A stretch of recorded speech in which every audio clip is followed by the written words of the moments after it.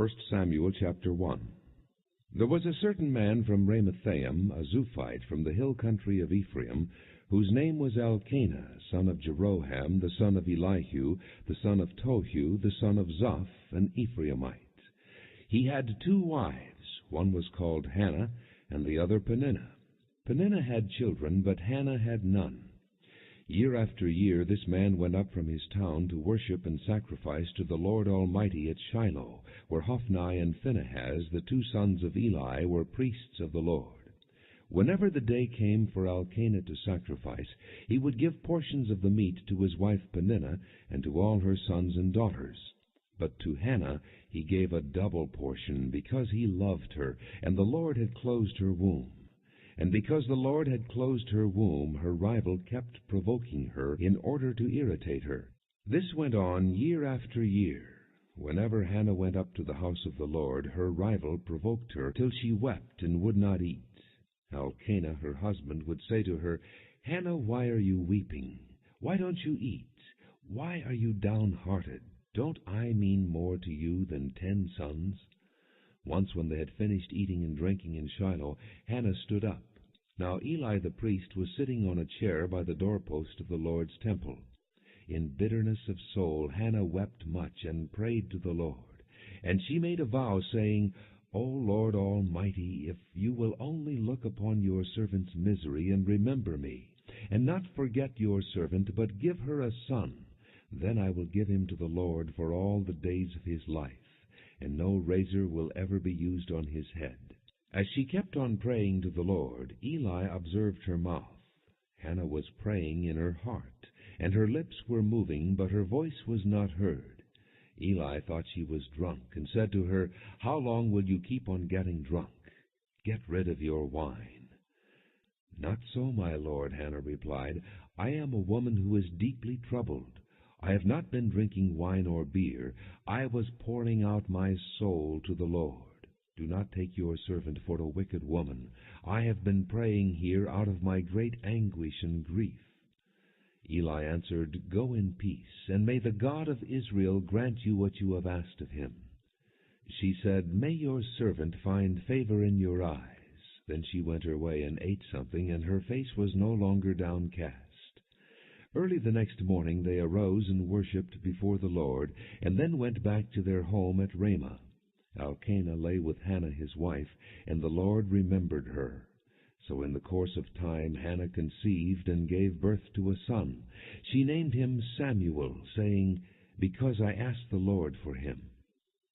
When the man Elkanah went up with all his family to offer the annual sacrifice to the Lord and to fulfill his vow, Hannah did not go.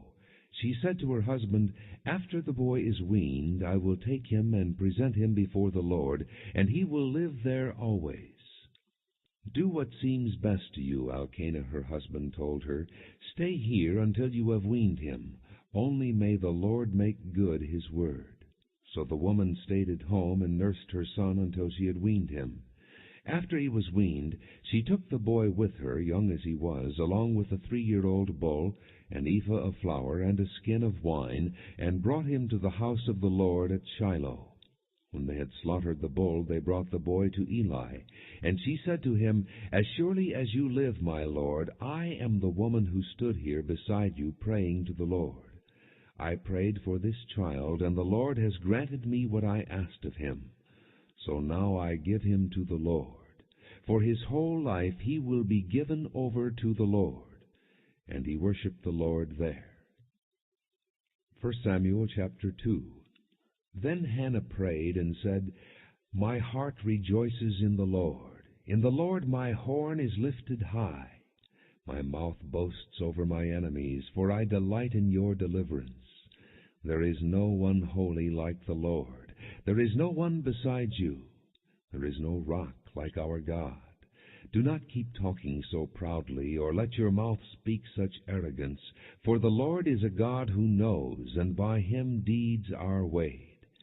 The bows of the warriors are broken, but those who stumbled are armed with strength. Those who were full hired themselves out for food, but those who were hungry hunger no more. She who was barren has borne 7 children, but she who has had many sons pines away. The Lord brings death and makes alive. He brings down to the grave and raises up. The Lord sends poverty and wealth. He humbles and he exalts. He raises the poor from the dust and lifts the needy from the ash heap. He seats them with princes and has them inherit a throne of honor. For the foundations of the earth are the Lord's. Upon them he has set the world. He will guard the feet of his saints, but the wicked will be silenced in darkness. It is not by strength that one prevails. Those who oppose the Lord will be shattered. He will thunder against them from heaven. The Lord will judge the ends of the earth. He will give strength to his king and exalt the horn of his anointed. Then Elkanah went home to Ramah, but the boy ministered before the Lord under Eli the priest. Eli's sons were wicked men. They had no regard for the Lord. Now it was the practice of the priests with the people that whenever anyone offered a sacrifice, and while the meat was being boiled, the servant of the priest would come with a 3-pronged fork in his hand. He would plunge it into the pan or kettle or cauldron or pot, and the priest would take for himself whatever the fork brought up. This is how they treated all the Israelites who came to Shiloh. But even before the fat was burned, the servant of the priest would come and say to the man who was sacrificing, "Give the priest some meat to roast. He won't accept boiled meat from you, but only raw." If the man said to him, "Let the fat be burned up first, and then take whatever you want," the servant would then answer, "No, hand it over now. If you don't, I'll take it by force." This sin of the young men was very great in the Lord's sight, for they were treating the Lord's offering with contempt. But Samuel was ministering before the Lord, a boy wearing a linen ephod. Each year his mother made him a little robe and took it to him when she went up with her husband to offer the annual sacrifice. Eli would bless Elkanah and his wife, saying, "May the Lord give you children by this woman, to take the place of the one she prayed for and gave to the Lord." Then they would go home. And the Lord was gracious to Hannah. She conceived and gave birth to 3 sons and 2 daughters. Meanwhile the boy Samuel grew up in the presence of the Lord. Now Eli, who was very old, heard about everything his sons were doing to all Israel, and how they slept with the women who served at the entrance to the tent of meeting. So he said to them, "Why do you do such things? I hear from all the people about these wicked deeds of yours. No, my sons, it is not a good report that I hear spreading among the Lord's people. If a man sins against another man, God may mediate for him. But if a man sins against the Lord, who will intercede for him?" His sons, however, did not listen to their father's rebuke, for it was the Lord's will to put them to death. And the boy Samuel continued to grow in stature and in favor with the Lord and with men. Now a man of God came to Eli and said to him, "This is what the Lord says. Did I not clearly reveal myself to your father's house when they were in Egypt under Pharaoh? I chose your father out of all the tribes of Israel to be my priest, to go up to my altar, to burn incense, and to wear an ephod in my presence. I also gave your father's house all the offerings made with fire by the Israelites. Why do you scorn my sacrifice and offering that I prescribed for my dwelling? Why do you honor your sons more than me by fattening yourselves on the choice parts of every offering made by my people Israel? Therefore the Lord, the God of Israel, declares, I promised that your house and your father's house would minister before me forever. But now the Lord declares, Far be it from me. Those who honor me I will honor, but those who despise me will be disdained. The time is coming when I will cut short your strength and the strength of your father's house, so that there will not be an old man in your family line, and you will see distress in my dwelling. Although good will be done to Israel, in your family line there will never be an old man. Every one of you that I do not cut off from my altar will be spared only to blind your eyes with tears and to grieve your heart, and all your descendants will die in the prime of life. And what happens to your 2 sons, Hophni and Phinehas, will be a sign to you. They will both die on the same day. I will raise up for myself a faithful priest, who will do according to what is in my heart and mind. I will firmly establish his house, and he will minister before my anointed one always. Then everyone left in your family line will come and bow down before him for a piece of silver and a crust of bread, and plead, 'Appoint me to some priestly office, so I can have food to eat.'" 1 Samuel chapter 3. The boy Samuel ministered before the Lord under Eli. In those days the word of the Lord was rare. There were not many visions. One night Eli, whose eyes were becoming so weak that he could barely see, was lying down in his usual place. The lamp of God had not yet gone out, and Samuel was lying down in the temple of the Lord, where the ark of God was. Then the Lord called Samuel. Samuel answered, "Here I am." And he ran to Eli and said, "Here I am, you called me." But Eli said, "I did not call. Go back and lie down." So he went and lay down. Again the Lord called, "Samuel." And Samuel got up and went to Eli and said, "Here I am, you called me." "My son," Eli said, "I did not call. Go back and lie down." Now Samuel did not yet know the Lord. The word of the Lord had not yet been revealed to him. The Lord called Samuel a third time, and Samuel got up and went to Eli and said, "Here I am. You called me." Then Eli realized that the Lord was calling the boy. So Eli told Samuel, "Go and lie down, and if he calls you, say, 'Speak, Lord, for your servant is listening.'" So Samuel went and lay down in his place. The Lord came and stood there, calling as at the other times, "Samuel, Samuel." And Samuel said, "Speak, for your servant is listening." And the Lord said to Samuel, "See, I am about to do something in Israel that will make the ears of everyone who hears of it tingle. At that time I will carry out against Eli everything I spoke against his family, from beginning to end. For I told him that I would judge his family forever because of the sin he knew about. His sons made themselves contemptible, and he failed to restrain them. Therefore I swore to the house of Eli, the guilt of Eli's house will never be atoned for by sacrifice or offering." Samuel lay down until morning, and then opened the doors of the house of the Lord. He was afraid to tell Eli the vision, but Eli called him and said, "Samuel, my son." Samuel answered, "Here I am." "What was it he said to you?" Eli asked. "Do not hide it from me. May God deal with you, be it ever so severely, if you hide from me anything he told you." So Samuel told him everything, hiding nothing from him. Then Eli said, "He is the Lord. Let him do what is good in his eyes." The Lord was with Samuel as he grew up, and he let none of his words fall to the ground. And all Israel from Dan to Beersheba recognized that Samuel was attested as a prophet of the Lord. The Lord continued to appear at Shiloh, and there he revealed himself to Samuel through his word. And Samuel's word came to all Israel. 1 Samuel chapter 4. Now the Israelites went out to fight against the Philistines. The Israelites camped at Ebenezer, and the Philistines at Aphek. The Philistines deployed their forces to meet Israel, and as the battle spread, Israel was defeated by the Philistines, who killed about 4,000 of them on the battlefield. When the soldiers returned to camp, the elders of Israel asked, "Why did the Lord bring defeat upon us today before the Philistines?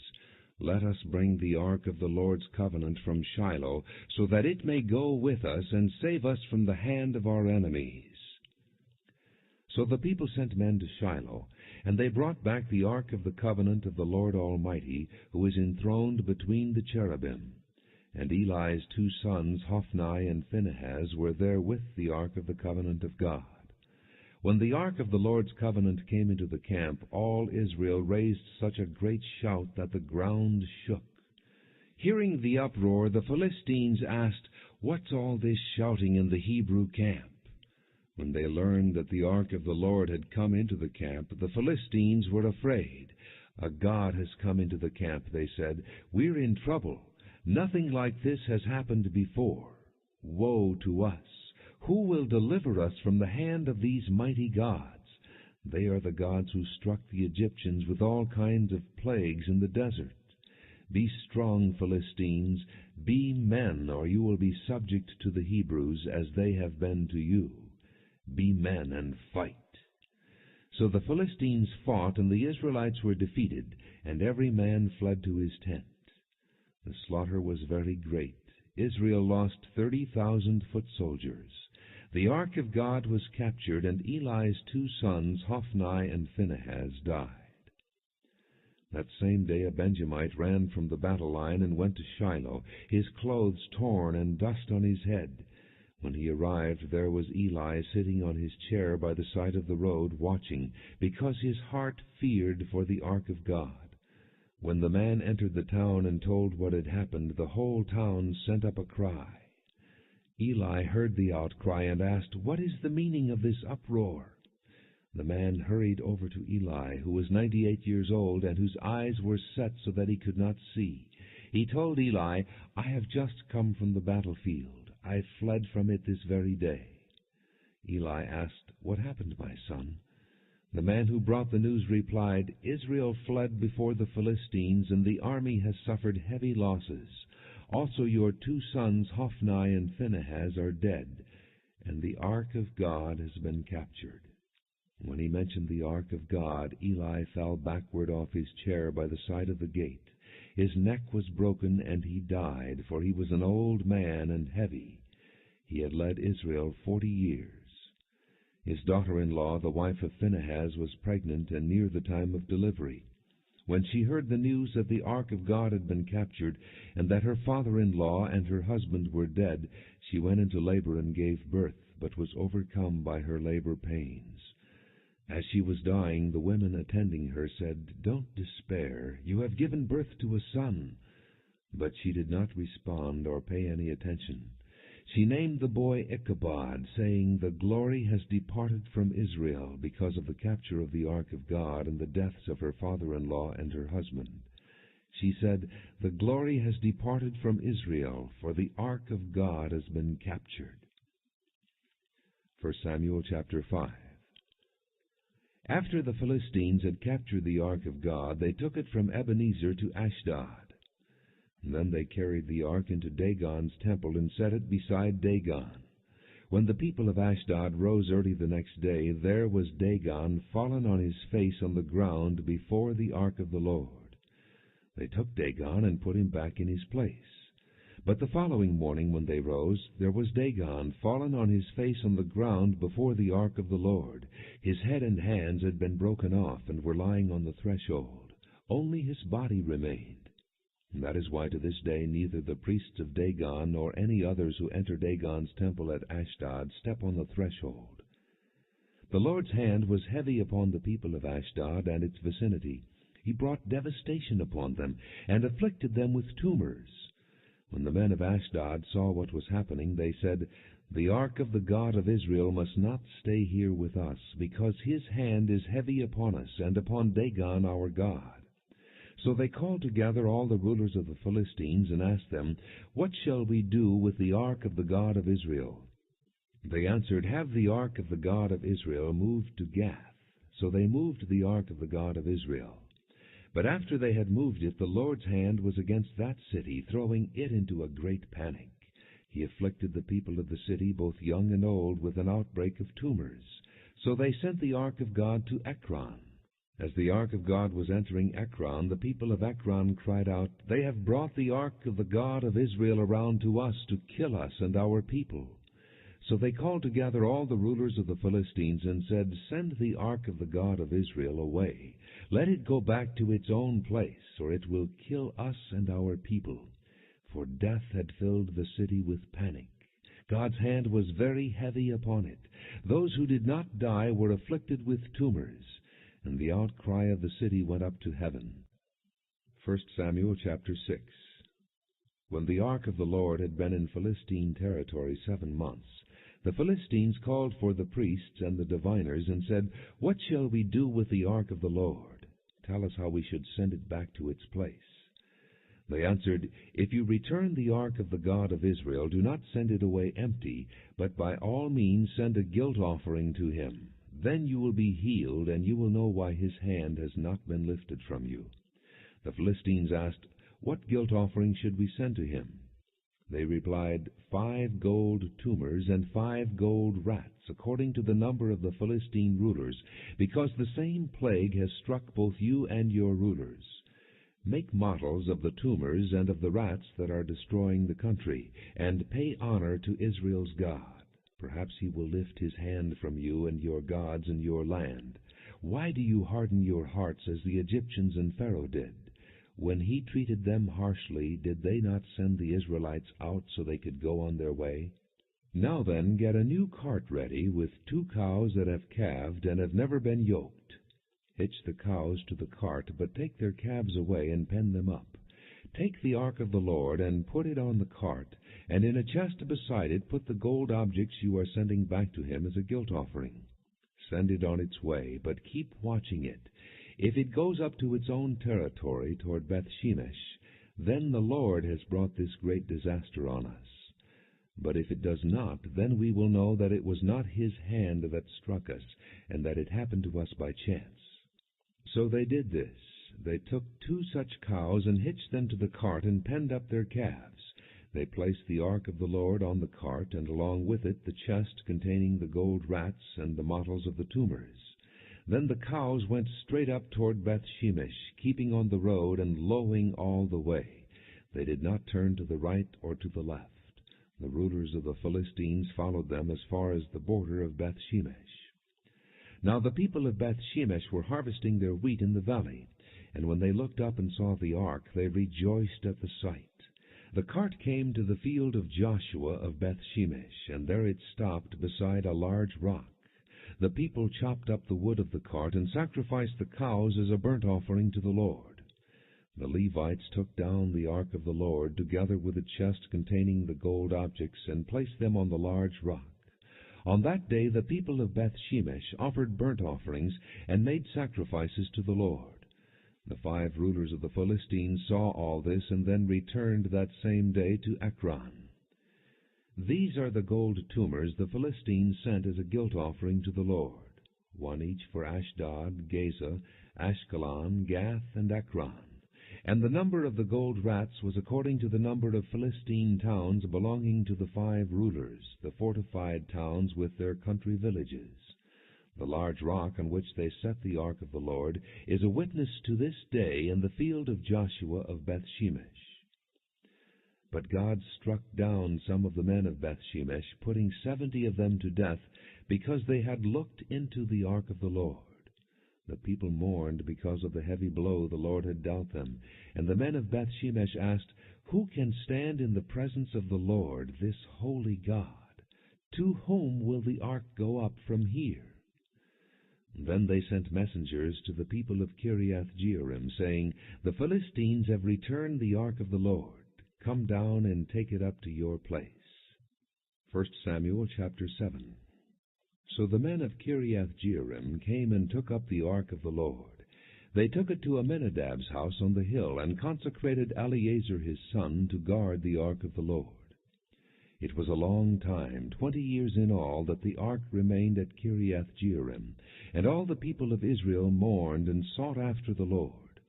And Samuel said to the whole house of Israel, If you are returning to the Lord with all your hearts, then rid yourselves of the foreign gods and the Ashtoreths, and commit yourselves to the Lord, and serve him only, and he will deliver you out of the hand of the Philistines.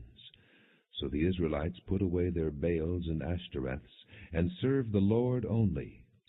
Then Samuel said, Assemble all Israel at Mizpah, and I will intercede with the Lord for you. When they had assembled at Mizpah, they drew water and poured it out before the Lord. On that day they fasted, and there they confessed, We have sinned against the Lord. And Samuel was leader of Israel at Mizpah. When the Philistines heard that Israel had assembled at Mizpah, the rulers of the Philistines came up to attack them. And when the Israelites heard of it, they were afraid because of the Philistines.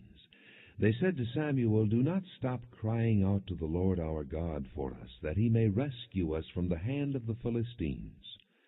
Then Samuel took a suckling lamb and offered it up as a whole burnt offering to the Lord. He cried out to the Lord on Israel's behalf, and the Lord answered him. While Samuel was sacrificing the burnt offering, the Philistines drew near to engage Israel in battle. But that day the Lord thundered with loud thunder against the Philistines, and threw them into such a panic that they were routed before the Israelites.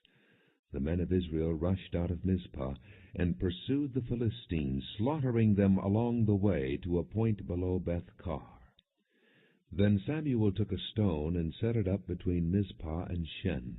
He named it Ebenezer, saying, "Thus far has the Lord helped us." So the Philistines were subdued and did not invade Israelite territory again. Throughout Samuel's lifetime, the hand of the Lord was against the Philistines. The towns from Ekron to Gath that the Philistines had captured from Israel were restored to her, and Israel delivered the neighboring territory from the power of the Philistines. And there was peace between Israel and the Amorites. Samuel continued as judge over Israel all the days of his life. From year to year he went on a circuit from Bethel to Gilgal to Mizpah, judging Israel in all those places.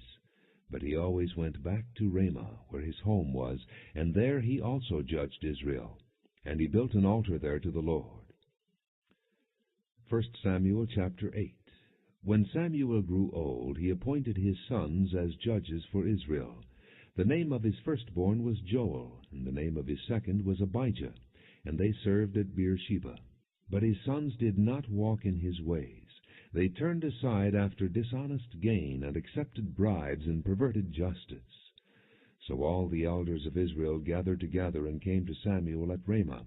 They said to him, "You are old, and your sons do not walk in your ways. Now appoint a king to lead us, such as all the other nations have." But when they said, "Give us a king to lead us," this displeased Samuel, so he prayed to the Lord. And the Lord told him, "Listen to all that the people are saying to you. It is not you they have rejected, but they have rejected me as their king. As they have done from the day I brought them up out of Egypt until this day, forsaking me and serving other gods, so they are doing to you. Now listen to them, but warn them solemnly, and let them know what the king who will reign over them will do." Samuel told all the words of the Lord to the people who were asking him for a king. He said, "This is what the king who will reign over you will do. He will take your sons and make them serve with his chariots and horses, and they will run in front of his chariots. Some he will assign to be commanders of thousands and commanders of 50s, and others to plow his ground and reap his harvest, and still others to make weapons of war and equipment for his chariots. He will take your daughters to be perfumers and cooks and bakers. He will take the best of your fields and vineyards and olive groves and give them to his attendants. He will take 1/10 of your grain and of your vintage and give it to his officials and attendants. Your men-servants and maidservants and the best of your cattle and donkeys he will take for his own use. He will take 1/10 of your flocks, and you yourselves will become his slaves. When that day comes, you will cry out for relief from the king you have chosen, and the Lord will not answer you in that day." But the people refused to listen to Samuel. "No," they said, "we want a king over us. Then we will be like all the other nations, with a king to lead us and to go out before us and fight our battles." When Samuel heard all that the people said, he repeated it before the Lord. And the Lord answered, "Listen to them, and give them a king." Then Samuel said to the men of Israel, "Every one go back to his town." 1 Samuel chapter 9. There was a Benjamite, a man of standing, whose name was Kish, son of Abiel, the son of Zeror, the son of Bechorath, the son of Aphiah of Benjamin. He had a son named Saul, an impressive young man without equal among the Israelites, a head taller than any of the others. Now the donkeys belonging to Saul's father Kish were lost, and Kish said to his son Saul, "Take one of the servants with you, and go and look for the donkeys." So he passed through the hill country of Ephraim and through the area around Shalisha. but they did not find them. They went on into the district of Shaalim, but the donkeys were not there. Then he passed through the territory of Benjamin, but they did not find them. When they reached the district of Zoph, Saul said to the servant who was with him, "Come, let's go back, or my father will stop thinking about the donkeys and start worrying about us." But the servant replied, "Look, in this town there is a man of God. He is highly respected, and everything he says comes true. Let's go there now. Perhaps he will tell us what way to take." Saul said to his servant, "If we go, what can we give the man? The food in our sacks is gone. We have no gift to take to the man of God. What do we have?" The servant answered him again. "Look," he said, "I have a quarter of a shekel of silver. I will give it to the man of God, so that he will tell us what way to take." Formerly in Israel, if a man went to inquire of God, he would say, "Come, let us go to the seer," because the prophet of today used to be called a seer. "Good," Saul said to his servant, "come, let's go." So they set out for the town where the man of God was.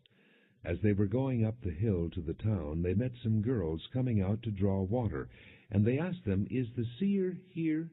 "He is," they answered. "He's ahead of you. Hurry now. He has just come to our town today, for the people have a sacrifice at the high place. As soon as you enter the town, you will find him before he goes up to the high place to eat. The people will not begin eating until he comes, because he must bless the sacrifice. Afterward those who are invited will eat. Go up now. You should find him about this time." They went up to the town, and as they were entering it, there was Samuel coming toward them on his way up to the high place. Now the day before Saul came, the Lord had revealed this to Samuel: "About this time tomorrow I will send you a man from the land of Benjamin. Anoint him leader over my people Israel. He will deliver my people from the hand of the Philistines. I have looked upon my people, for their cry has reached me." When Samuel caught sight of Saul, the Lord said to him, "This is the man I spoke to you about. He will govern my people." Saul approached Samuel in the gateway and asked, "Would you please tell me where the seer's house is?" "I am the seer," Samuel replied. "Go up ahead of me to the high place, for today you are to eat with me, and in the morning I will let you go and will tell you all that is in your heart. As for the donkeys you lost 3 days ago, do not worry about them. They have been found. And to whom is all the desire of Israel turned, if not to you and all your father's family?"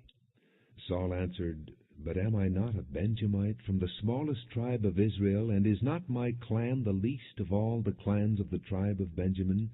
Why do you say such a thing to me?" Then Samuel brought Saul and his servant into the hall, and seated them at the head of those who were invited, about 30 in number.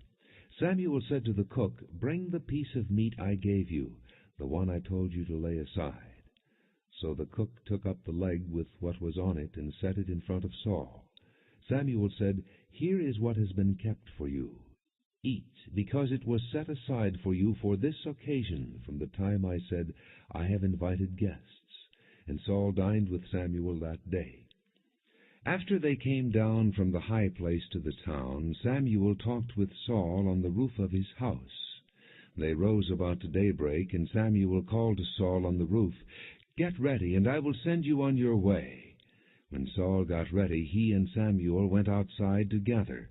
As they were going down to the edge of the town, Samuel said to Saul, "Tell the servant to go on ahead of us." And the servant did so. "But you stay here a while, so that I may give you a message from God." 1 Samuel chapter 10. Then Samuel took a flask of oil and poured it on Saul's head and kissed him, saying, "Has not the Lord anointed you leader over his inheritance? When you leave me today, you will meet 2 men near Rachel's tomb, at Zalzah on the border of Benjamin. They will say to you, 'The donkeys you set out to look for have been found,' and now your father has stopped thinking about them and is worried about you. He is asking, 'What shall I do about my son?'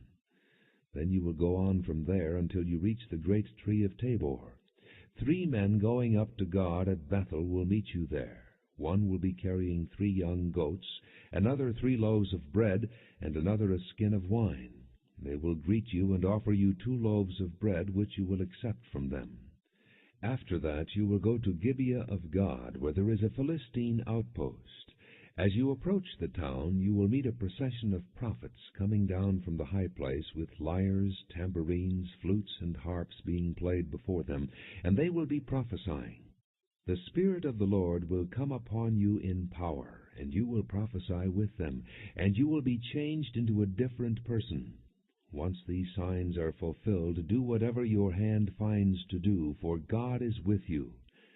Go down ahead of me to Gilgal. I will surely come down to you to sacrifice burnt offerings and fellowship offerings. But you must wait 7 days until I come to you and tell you what you are to do." As Saul turned to leave Samuel, God changed Saul's heart, and all these signs were fulfilled that day. When they arrived at Gibeah, a procession of prophets met him.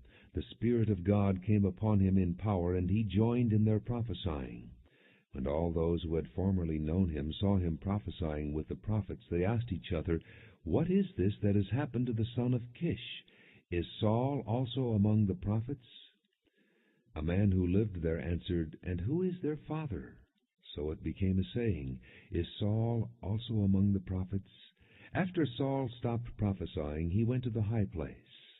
Now Saul's uncle asked him and his servant, "Where have you been?" "Looking for the donkeys," he said, "but when we saw they were not to be found, we went to Samuel." Saul's uncle said, "Tell me what Samuel said to you." Saul replied, "He assured us that the donkeys had been found." But he did not tell his uncle what Samuel had said about the kingship. Samuel summoned the people of Israel to the Lord at Mizpah, and said to them, "This is what the Lord, the God of Israel, says. I brought Israel up out of Egypt, and I delivered you from the power of Egypt and all the kingdoms that oppressed you. But you have now rejected your God, who saves you out of all your calamities and distresses. And you have said, 'No, set a king over us.' So now present yourselves before the Lord by your tribes and clans." When Samuel brought all the tribes of Israel near, the tribe of Benjamin was chosen. Then he brought forward the tribe of Benjamin, clan by clan, and Matri's clan was chosen. Finally Saul, son of Kish, was chosen. But when they looked for him, he was not to be found. So they inquired further of the Lord, "Has the man come here yet?" And the Lord said, "Yes, he has hidden himself among the baggage." They ran and brought him out, and as he stood among the people, he was a head taller than any of the others. Samuel said to all the people, "Do you see the man the Lord has chosen? There is no one like him among all the people."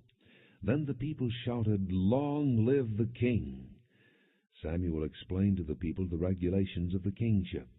He wrote them down on a scroll and deposited it before the Lord. Then Samuel dismissed the people, each to his own home. Saul also went to his home in Gibeah, accompanied by valiant men whose hearts God had touched. But some troublemakers said, "How can this fellow save us?" They despised him and brought him no gifts. But Saul kept silent. 1 Samuel chapter 11.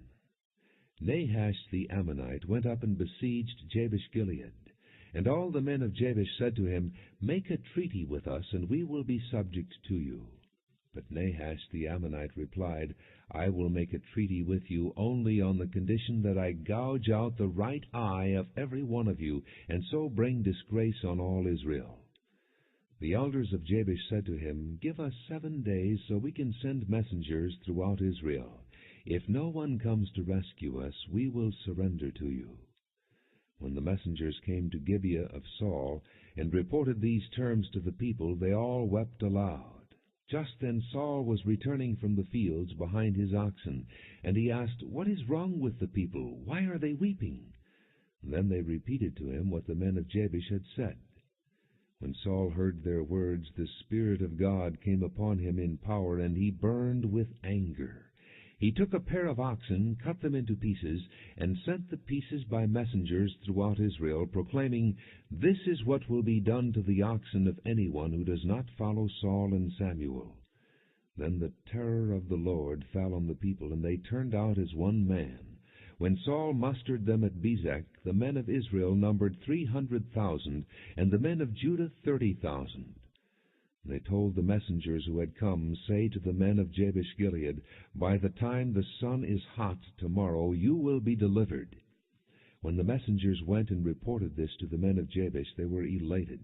They said to the Ammonites, "Tomorrow we will surrender to you, and you can do to us whatever seems good to you."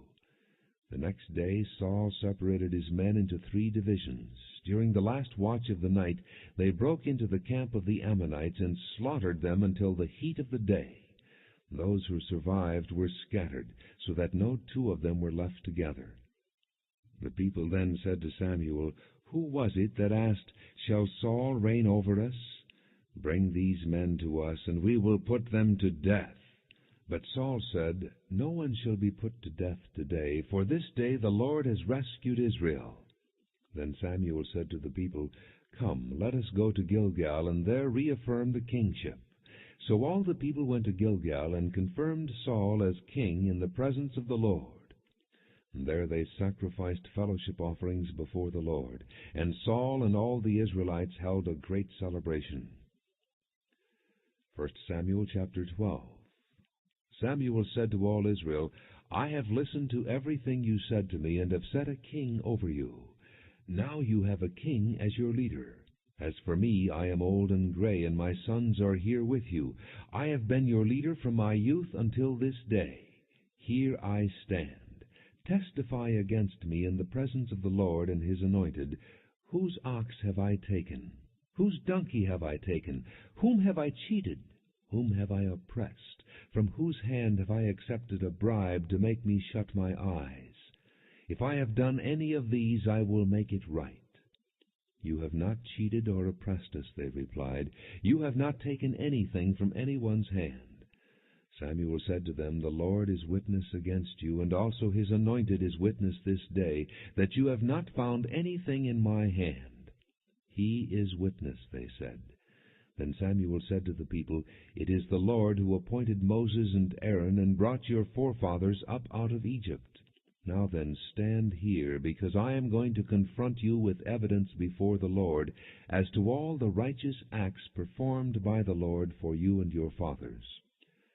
After Jacob entered Egypt, they cried to the Lord for help, and the Lord sent Moses and Aaron, who brought your forefathers out of Egypt and settled them in this place. But they forgot the Lord their God, so he sold them into the hand of Sisera, the commander of the army of Hazor, and into the hands of the Philistines and the king of Moab, who fought against them. They cried out to the Lord and said, "We have sinned. We have forsaken the Lord and served the Baals and the Ashtoreths. But now deliver us from the hands of our enemies, and we will serve you." Then the Lord sent Jerubbaal, Barak, Jephthah, and Samuel, and he delivered you from the hands of your enemies on every side, so that you lived securely.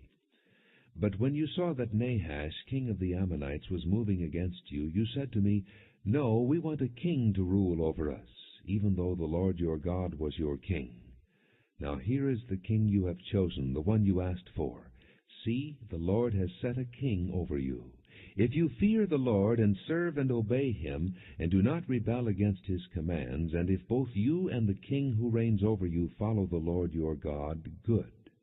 But if you do not obey the Lord, and if you rebel against his commands, his hand will be against you, as it was against your fathers. Now then, stand still and see this great thing the Lord is about to do before your eyes. Is it not wheat harvest now? I will call upon the Lord to send thunder and rain, and you will realize what an evil thing you did in the eyes of the Lord when you asked for a king."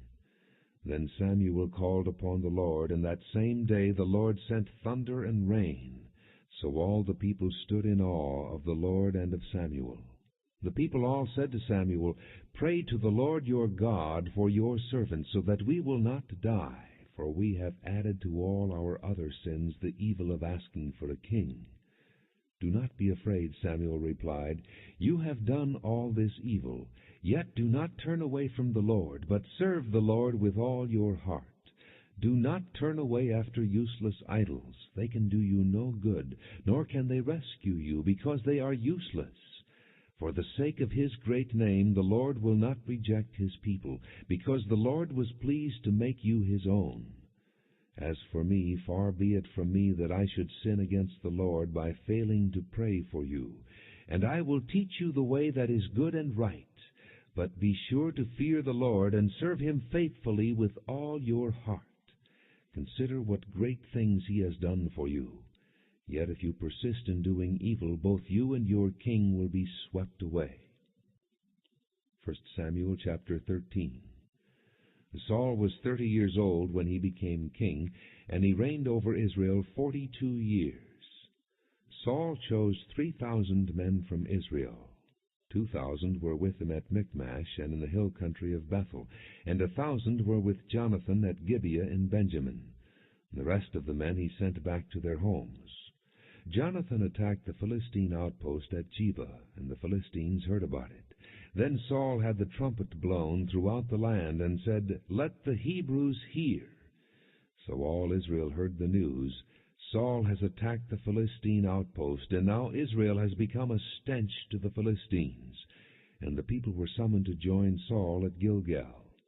The Philistines assembled to fight Israel with 3,000 chariots, 6,000 charioteers, and soldiers as numerous as the sand on the seashore. They went up and camped at Michmash, east of Bethaven.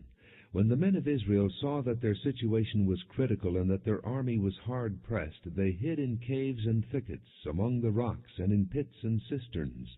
Some Hebrews even crossed the Jordan to the land of Gad and Gilead. Saul remained at Gilgal, and all the troops with him were quaking with fear. He waited 7 days, the time set by Samuel, but Samuel did not come to Gilgal, and Saul's men began to scatter. So he said, "Bring me the burnt offering and the fellowship offerings." And Saul offered up the burnt offering. Just as he finished making the offering, Samuel arrived, and Saul went out to greet him. "What have you done?" asked Samuel. Saul replied, "When I saw that the men were scattering, and that you did not come at the set time, and that the Philistines were assembling at Michmash, I thought, now the Philistines will come down against me at Gilgal, and I have not sought the Lord's favor. So I felt compelled to offer the burnt offering." "You acted foolishly," Samuel said. "You have not kept the command the Lord your God gave you. If you had, he would have established your kingdom over Israel for all time. But now your kingdom will not endure. The Lord has sought out a man after his own heart and appointed him leader of his people, because you have not kept the Lord's command." Then Samuel left Gilgal and went up to Gibeah in Benjamin, and Saul counted the men who were with him. They numbered about 600. Saul and his son Jonathan and the men with them were staying in Gibeah in Benjamin, while the Philistines camped at Michmash. Raiding parties went out from the Philistine camp in 3 detachments. One turned toward Ophrah in the vicinity of Shual, another toward Beth-horon, and the third toward the borderland overlooking the valley of Zeboim facing the desert.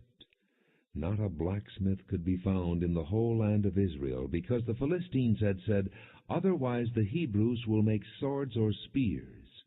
So all Israel went down to the Philistines to have their plowshares, mattocks, axes, and sickles sharpened. The price was 2/3 of a shekel for sharpening plowshares and mattocks, and 1/3 of a shekel for sharpening forks and axes, and for repointing goads. So on the day of the battle, not a soldier with Saul and Jonathan had a sword or spear in his hand. Only Saul and his son Jonathan had them. Now a detachment of Philistines had gone out to the pass at Michmash. 1 Samuel chapter 14.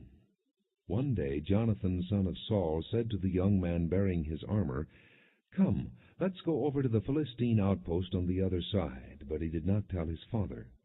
Saul was staying on the outskirts of Gibeah, under a pomegranate tree in Migron. With him were about 600 men, among whom was Ahijah, who was wearing an ephod. He was a son of Ichabod's brother Ahitub, son of Phinehas, the son of Eli, the Lord's priest in Shiloh. No one was aware that Jonathan had left. On each side of the pass that Jonathan intended to cross to reach the Philistine outpost was a cliff. One was called Bozez and the other Seneh. One cliff stood to the north toward Michmash, the other to the south toward Geba. Jonathan said to his young armor-bearer, "Come, let's go over to the outpost of those uncircumcised fellows. Perhaps the Lord will act in our behalf. Nothing can hinder the Lord from saving, whether by many or by few." "Do all that you have in mind," his armor-bearer said. "Go ahead, I am with you heart and soul." Jonathan said, "Come then, we will cross over toward the men and let them see us. If they say to us, 'Wait there until we come to you,' we will stay where we are and not go up to them. But if they say, 'Come up to us,' we will climb up, because that will be our sign that the Lord has given them into our hands." So both of them showed themselves to the Philistine outpost. "Look," said the Philistines, "the Hebrews are crawling out of the holes they were hiding in." The men of the outpost shouted to Jonathan and his armor-bearer, "Come up to us, and we'll teach you a lesson."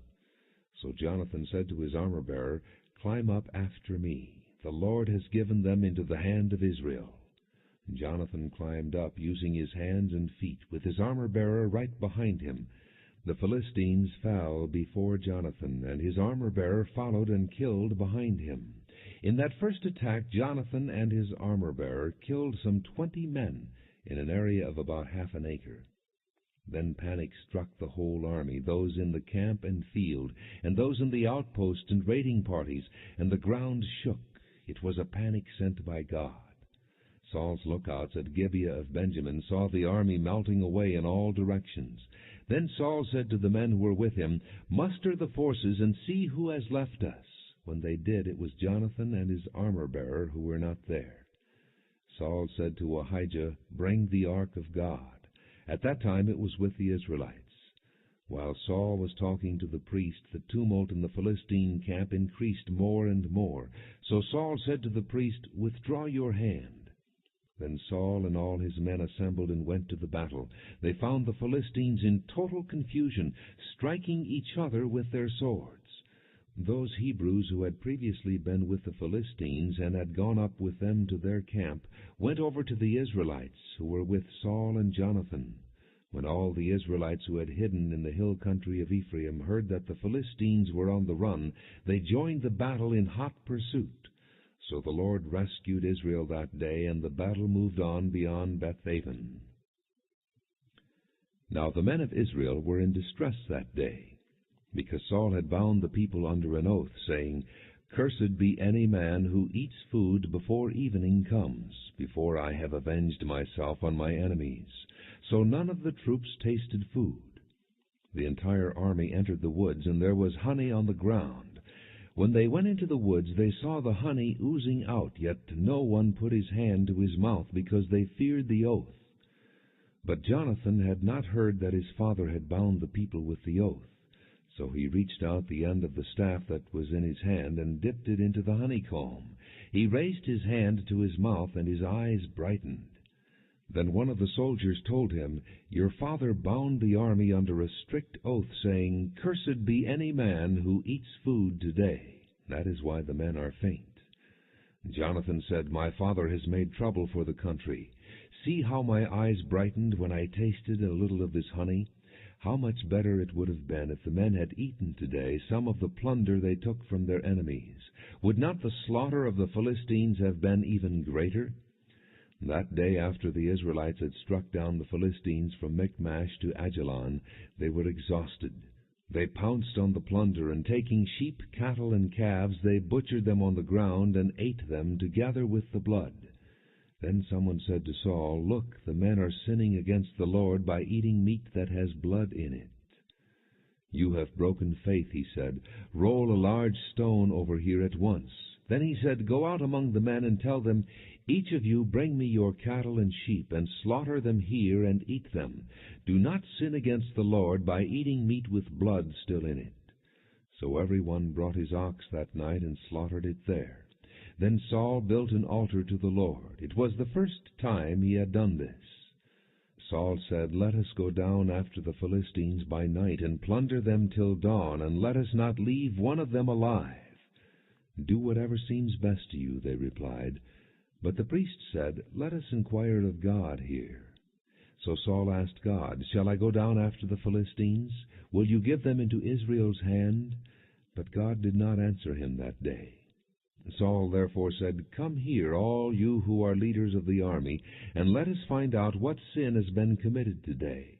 As surely as the Lord who rescues Israel lives, even if it lies with my son Jonathan, he must die." But not one of the men said a word. Saul then said to all the Israelites, "You stand over there. I and Jonathan my son will stand over here." "Do what seems best to you," the men replied. Then Saul prayed to the Lord, the God of Israel, "Give me the right answer." And Jonathan and Saul were taken by lot, and the men were cleared. Saul said, "Cast the lot between me and Jonathan my son." And Jonathan was taken. Then Saul said to Jonathan, "Tell me what you have done." So Jonathan told him, "I merely tasted a little honey with the end of my staff, and now must I die?" Saul said, "May God deal with me, be it ever so severely, if you do not die, Jonathan." But the men said to Saul, "Should Jonathan die, he who has brought about this great deliverance in Israel? Never! As surely as the Lord lives, not a hair of his head will fall to the ground, for he did this today with God's help." So the men rescued Jonathan, and he was not put to death. Then Saul stopped pursuing the Philistines, and they withdrew to their own land. After Saul had assumed rule over Israel, he fought against their enemies on every side: Moab, the Ammonites, Edom, the kings of Zobah, and the Philistines. Wherever he turned, he inflicted punishment on them.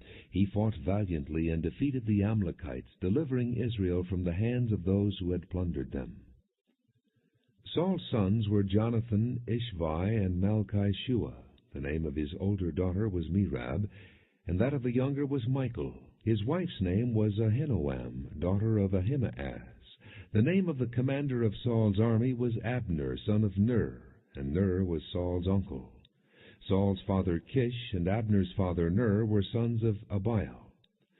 All the days of Saul there was bitter war with the Philistines, and whenever Saul saw a mighty or brave man, he took him into his service. 1 Samuel chapter 15. Samuel said to Saul, "I am the one the Lord sent to anoint you king over his people Israel.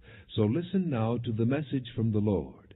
This is what the Lord Almighty says: I will punish the Amalekites for what they did to Israel when they waylaid them as they came up from Egypt. Now go, attack the Amalekites, and totally destroy everything that belongs to them. Do not spare them. Put to death men and women, children and infants, cattle and sheep, camels and donkeys." So Saul summoned the men and mustered them at Telaim, 200,000 foot soldiers and 10,000 men from Judah. Saul went to the city of Amalek and set an ambush in the ravine. Then he said to the Kenites, "Go away. Leave the Amalekites, so that I do not destroy you along with them, for you showed kindness to all the Israelites when they came up out of Egypt." So the Kenites moved away from the Amalekites. Then Saul attacked the Amalekites all the way from Havilah to Shur, to the east of Egypt. He took Agag, king of the Amalekites, alive, and all his people he totally destroyed with the sword. But Saul and the army spared Agag and the best of the sheep and cattle, the fat calves and lambs, everything that was good. These they were unwilling to destroy completely, but everything that was despised and weak they totally destroyed. Then the word of the Lord came to Samuel: "I am grieved that I have made Saul king, because he has turned away from me and has not carried out my instructions." Samuel was troubled, and he cried out to the Lord all that night. Early in the morning Samuel got up and went to meet Saul, but he was told, "Saul has gone to Carmel. There he has set up a monument in his own honor, and has turned and gone on down to Gilgal." When Samuel reached him, Saul said, "The Lord bless you. I have carried out the Lord's instructions." But Samuel said, "What then is this bleating of sheep in my ears? What is this lowing of cattle that I hear?" Saul answered, "The soldiers brought them from the Amalekites. They spared the best of the sheep and cattle to sacrifice to the Lord your God, but we totally destroyed the rest." "Stop," Samuel said to Saul. "Let me tell you what the Lord said to me last night." "Tell me," Saul replied. Samuel said, "Although you were once small in your own eyes, did you not become the head of the tribes of Israel? The Lord anointed you king over Israel. And he sent you on a mission, saying, 'Go and completely destroy those wicked people, the Amalekites. Make war on them until you have wiped them out. Why did you not obey the Lord? Why did you pounce on the plunder and do evil in the eyes of the Lord? But I did obey the Lord, Saul said. I went on the mission the Lord assigned me. I completely destroyed the Amalekites and brought back Agag their king. The soldiers took sheep and cattle from the plunder, the best of what was devoted to God, in order to sacrifice them to the Lord your God at Gilgal. But Samuel replied, Does the Lord delight in burnt offerings and sacrifices as much as in obeying the voice of the Lord? To obey is better than sacrifice, and to heed is better than the fat of rams. For rebellion is like the sin of divination, and arrogance like the evil of idolatry. Because you have rejected the word of the Lord, he has rejected you as king. Then Saul said to Samuel, I have sinned. I violated the Lord's command and your instructions. I was afraid of the people, and so I gave in to them. Now I beg you, forgive my sin, and come back with me, so that I may worship the Lord. But Samuel said to him, I will not go back with you. You have rejected the word of the Lord, and the Lord has rejected you as king over Israel. As Samuel turned to leave, Saul caught hold of the hem of his robe, and it tore. Samuel said to him, The Lord has torn the kingdom of Israel from you today, and has given it to one of your neighbors, to one better than you. He who is the glory of Israel does not lie or change his mind, for he is not a man that he should change his mind. Saul replied, I have sinned, but please honor me before the elders of my people and before Israel. Come back with me, so that I may worship the Lord your God. So Samuel went back with Saul, and Saul worshipped the Lord.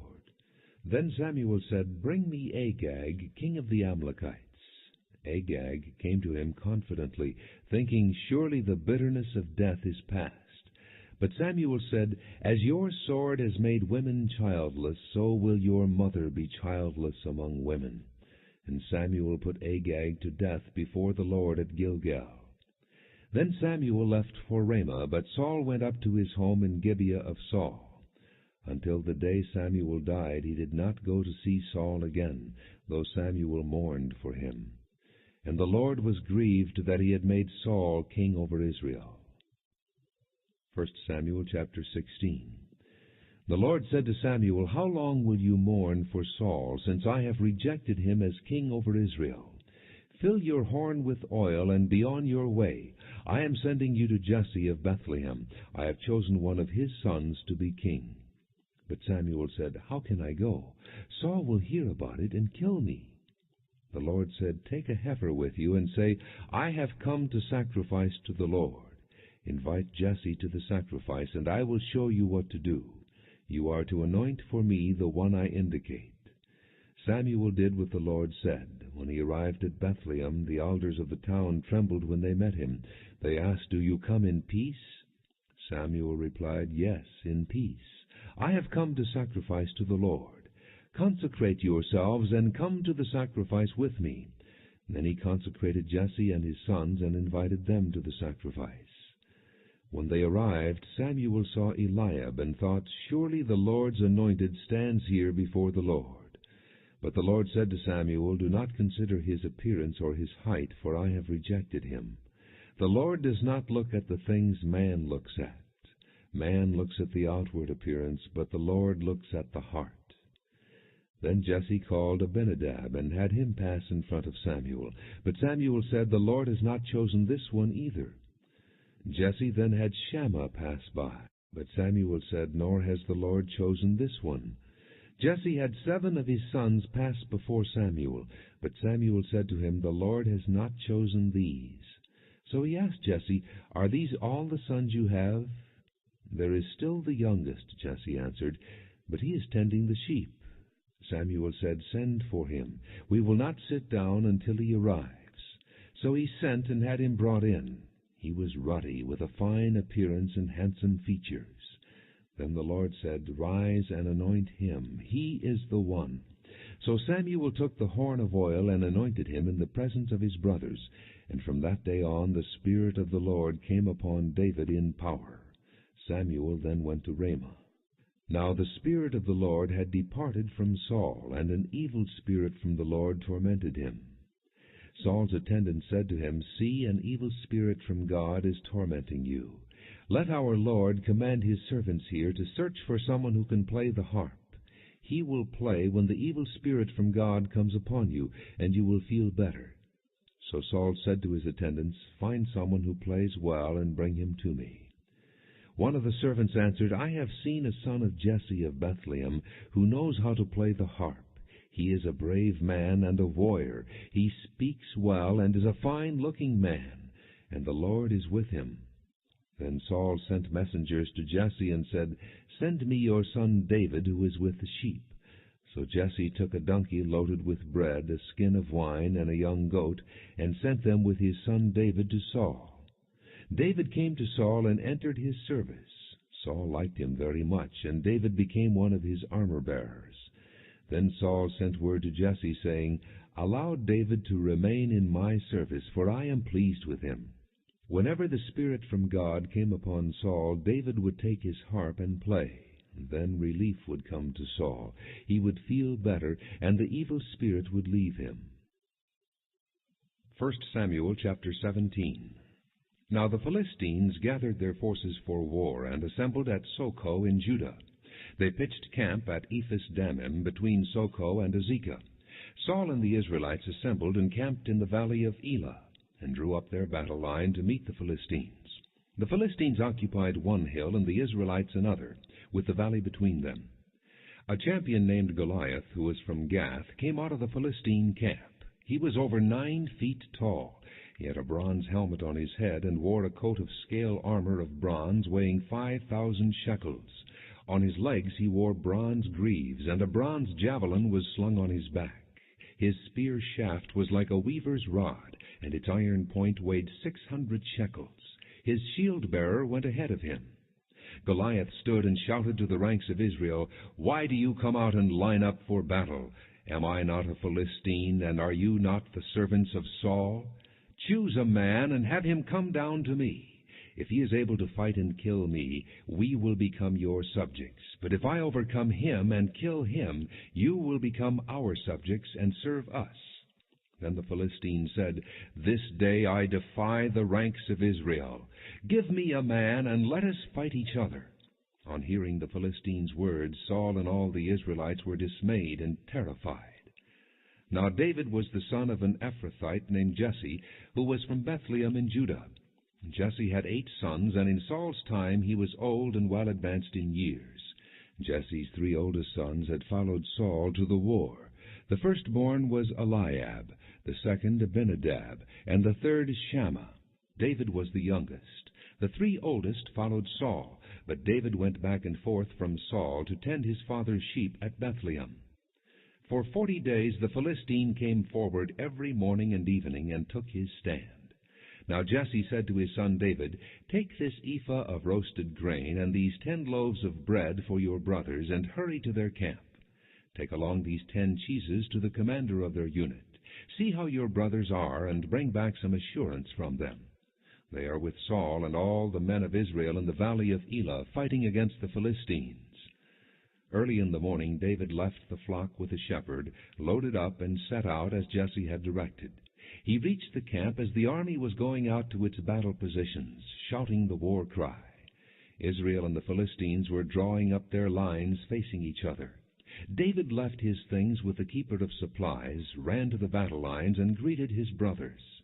As he was talking with them, Goliath, the Philistine champion from Gath, stepped out from his lines and shouted his usual defiance, and David heard it. When the Israelites saw the man, they all ran from him in great fear. Now the Israelites had been saying, Do you see how this man keeps coming out? He comes out to defy Israel. The king will give great wealth to the man who kills him. He will also give him his daughter in marriage, and will exempt his father's family from taxes in Israel. David asked the men standing near him, What will be done for the man who kills this Philistine and removes this disgrace from Israel? Who is this uncircumcised Philistine, that he should defy the armies of the living God? They repeated to him what they had been saying, and told him, "This is what will be done for the man who kills him." When Eliab, David's oldest brother, heard him speaking with the men, he burned with anger at him and asked, "Why have you come down here? And with whom did you leave those few sheep in the desert? I know how conceited you are and how wicked your heart is. You came down only to watch the battle." "Now what have I done?" said David. "Can't I even speak?" He then turned away to someone else and brought up the same matter, and the men answered him as before. What David said was overheard and reported to Saul, and Saul sent for him. David said to Saul, "Let no one lose heart on account of this Philistine. Your servant will go and fight him." Saul replied, "You are not able to go out against this Philistine and fight him. You are only a boy, and he has been a fighting man from his youth." But David said to Saul, "Your servant has been keeping his father's sheep. When a lion or a bear came and carried off a sheep from the flock, I went after it, struck it, and rescued the sheep from its mouth. When it turned on me, I seized it by its hairs, struck it, and killed it. Your servant has killed both the lion and the bear. This uncircumcised Philistine will be like one of them, because he has defied the armies of the living God. The Lord who delivered me from the paw of the lion and the paw of the bear will deliver me from the hand of this Philistine." Saul said to David, "Go, and the Lord be with you." Then Saul dressed David in his own tunic. He put a coat of armor on him and a bronze helmet on his head. David fastened on his sword over the tunic and tried walking around, because he was not used to them. "I cannot go in these," he said to Saul, "because I am not used to them." So he took them off. Then he took his staff in his hand, chose 5 smooth stones from the stream, put them in the pouch of his shepherd's bag, and with his sling in his hand approached the Philistine. Meanwhile the Philistine, with his shield-bearer in front of him, kept coming closer to David. He looked David over and saw that he was only a boy, ruddy and handsome, and he despised him. He said to David, "Am I a dog that you come at me with sticks?" And the Philistine cursed David by his gods. "Come here," he said, "and I'll give your flesh to the birds of the air and the beasts of the field." David said to the Philistine, "You come against me with sword and spear and javelin, but I come against you in the name of the Lord Almighty, the God of the armies of Israel, whom you have defied. This day the Lord will hand you over to me, and I'll strike you down and cut off your head.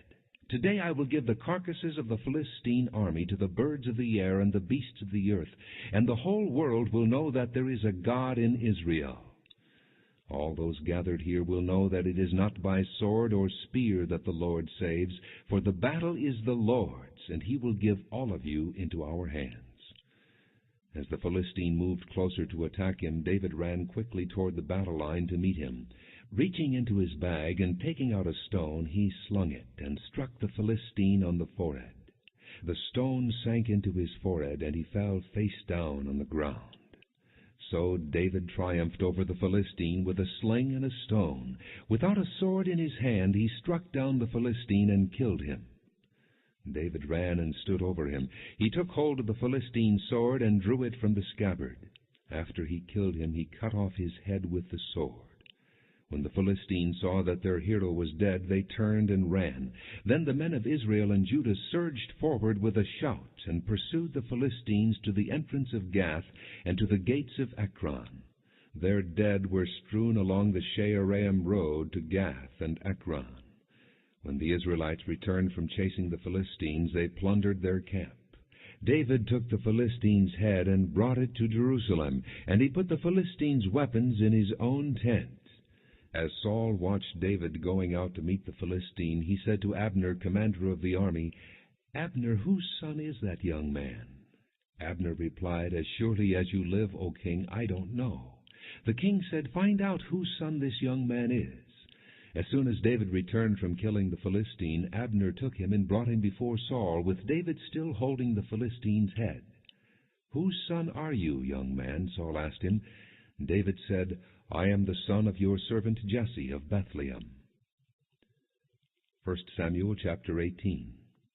After David had finished talking with Saul, Jonathan became one in spirit with David, and he loved him as himself. From that day Saul kept David with him, and did not let him return to his father's house. And Jonathan made a covenant with David, because he loved him as himself. Jonathan took off the robe he was wearing, and gave it to David, along with his tunic, and even his sword, his bow, and his belt. Whatever Saul sent him to do, David did it so successfully that Saul gave him a high rank in the army. This pleased all the people, and Saul's officers as well. When the men were returning home after David had killed the Philistine, the women came out from all the towns of Israel to meet King Saul with singing and dancing, with joyful songs, and with tambourines and lutes. As they danced, they sang, "Saul has slain his thousands, and David his tens of thousands." Saul was very angry. This refrain galled him. "They have credited David with tens of thousands," he thought, "but me with only thousands. What more can he get but the kingdom?" And from that time on, Saul kept a jealous eye on David. The next day an evil spirit from God came forcefully upon Saul. He was prophesying in his house, while David was playing the harp, as he usually did. Saul had a spear in his hand, and he hurled it, saying to himself, "I'll pin David to the wall." But David eluded him twice. Saul was afraid of David, because the Lord was with David, but had left Saul. So he sent David away from him, and gave him command over 1,000 men, and David led the troops in their campaigns. In everything he did he had great success, because the Lord was with him. When Saul saw how successful he was afraid of him. But all Israel and Judah loved David, because he led them in their campaigns. Saul said to David, "Here is my older daughter Merab. I will give her to you in marriage. Only serve me bravely, and fight the battles of the Lord." For Saul said to himself, "I will not raise a hand against him. Let the Philistines do that." But David said to Saul, "Who am I, and what is my family or my father's clan in Israel, that I should become the king's son-in-law?" So when the time came for Merab, Saul's daughter, to be given to David, she was given in marriage to Adriel of Meholah. Now Saul's daughter Michal was in love with David, and when they told Saul about it, he was pleased. "I will give her to him," he thought, "so that she may be a snare to him, and so that the hand of the Philistines may be against him." So Saul said to David, "Now you have a second opportunity to become my son-in-law." Then Saul ordered his attendants, "Speak to David privately, and say, 'Look, the king is pleased with you, and his attendants all like you. Now become his son-in-law.'" They repeated these words to David. But David said, "Do you think it is a small matter to become the king's son-in-law? I'm only a poor man and little known." When Saul's servants told him what David had said, Saul replied, "Say to David, 'The king wants no other price for the bride than 100 Philistine foreskins, to take revenge on his enemies.'" Saul's plan was to have David fall by the hands of the Philistines. When the attendants told David these things, he was pleased to become the king's son-in-law. So before the allotted time elapsed, David and his men went out and killed 200 Philistines. He brought their foreskins and presented the full number to the king, so that he might become the king's son-in-law. Then Saul gave him his daughter Michal in marriage. When Saul realized that the Lord was with David, and that his daughter Michal loved David, Saul became still more afraid of him, and he remained his enemy the rest of his days. The Philistine commanders continued to go out to battle, and as often as they did, David met with more success than the rest of Saul's officers, and his name became well known. 1 Samuel chapter 19. Saul told his son Jonathan and all the attendants to kill David. But Jonathan was very fond of David and warned him, "My father Saul is looking for a chance to kill you. Be on your guard tomorrow morning. Go into hiding and stay there. I will go out and stand with my father in the field where you are. I'll speak to him about you, and will tell you what I find out." Jonathan spoke well of David to Saul his father, and said to him, "Let not the king do wrong to his servant David. He has not wronged you, and what he has done has benefited you greatly. He took his life in his hands when he killed the Philistine. The Lord won a great victory for all Israel, and you saw it and were glad. Why then would you do wrong to an innocent man like David by killing him for no reason?" Saul listened to Jonathan and took this oath, "As surely as the Lord lives, David will not be put to death." So Jonathan called David and told him the whole conversation. He brought him to Saul, and David was with Saul as before. Once more war broke out, and David went out and fought the Philistines. He struck them with such force that they fled before him. But an evil spirit from the Lord came upon Saul as he was sitting in his house with his spear in his hand. While David was playing the harp, Saul tried to pin him to the wall with his spear. But David eluded him as Saul drove the spear into the wall. That night David made good his escape. Saul sent men to David's house to watch it and to kill him in the morning. But Michal, David's wife, warned him, "If you don't run for your life tonight, tomorrow you will be killed." So Michal let David down through a window, and he fled and escaped. Then Michal took an idol and laid it on the bed, covering it with a garment and putting some goat's hair at the head. When Saul sent the men to capture David, Michal said, "He is ill." Then Saul sent the men back to see David and told them, "Bring him up to me in his bed so that I may kill him." But when the men entered, there was the idol in the bed, and at the head was some goat's hair. Saul said to Michal, "Why did you deceive me like this and send my enemy away so that he escaped?" Michal told him, "He said to me, 'Let me get away. Why should I kill you?'" When David had fled and made his escape, he went to Samuel at Ramah and told him all that Saul had done to him. Then he and Samuel went to Naioth and stayed there. Word came to Saul, "David is in Naioth at Ramah." So he sent men to capture him. But when they saw a group of prophets prophesying, with Samuel standing there as their leader, the Spirit of God came upon Saul's men, and they also prophesied. Saul was told about it, and he sent more men, and they prophesied too. Saul sent men a third time, and they also prophesied. Finally he himself left for Ramah and went to the great cistern at Secu. And he asked, "Where are Samuel and David?" "Over in Naioth at Ramah," they said. So Saul went to Naioth at Ramah. But the Spirit of God came even upon him, and he walked along prophesying until he came to Naioth. He stripped off his robes and also prophesied in Samuel's presence. He lay that way all that day and night. This is why people say, "Is Saul also among the prophets?" 1 Samuel chapter 20. Then David fled from Naioth at Ramah and went to Jonathan and asked, "What have I done? What is my crime? How have I wronged your father that he is trying to take my life?" "Never," Jonathan replied. "You are not going to die. Look, my father doesn't do anything great or small without confiding in me. Why would he hide this from me? It's not so." But David took an oath and said, "Your father knows very well that I have found favor in your eyes, and he has said to himself, 'Jonathan must not know this, or he will be grieved.' Yet as surely as the Lord lives and as you live, there is only a step between me and death." Jonathan said to David, "Whatever you want me to do, I'll do for you." So David said, "Look, tomorrow is the new moon festival, and I am supposed to dine with the king. But let me go and hide in the field until the evening of the day after tomorrow.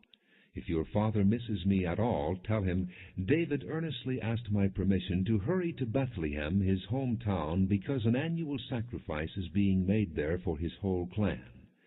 If he says, 'Very well,' then your servant is safe. But if he loses his temper, you can be sure that he is determined to harm me. As for you, show kindness to your servant, for you have brought him into a covenant with you before the Lord. If I am guilty, then kill me yourself.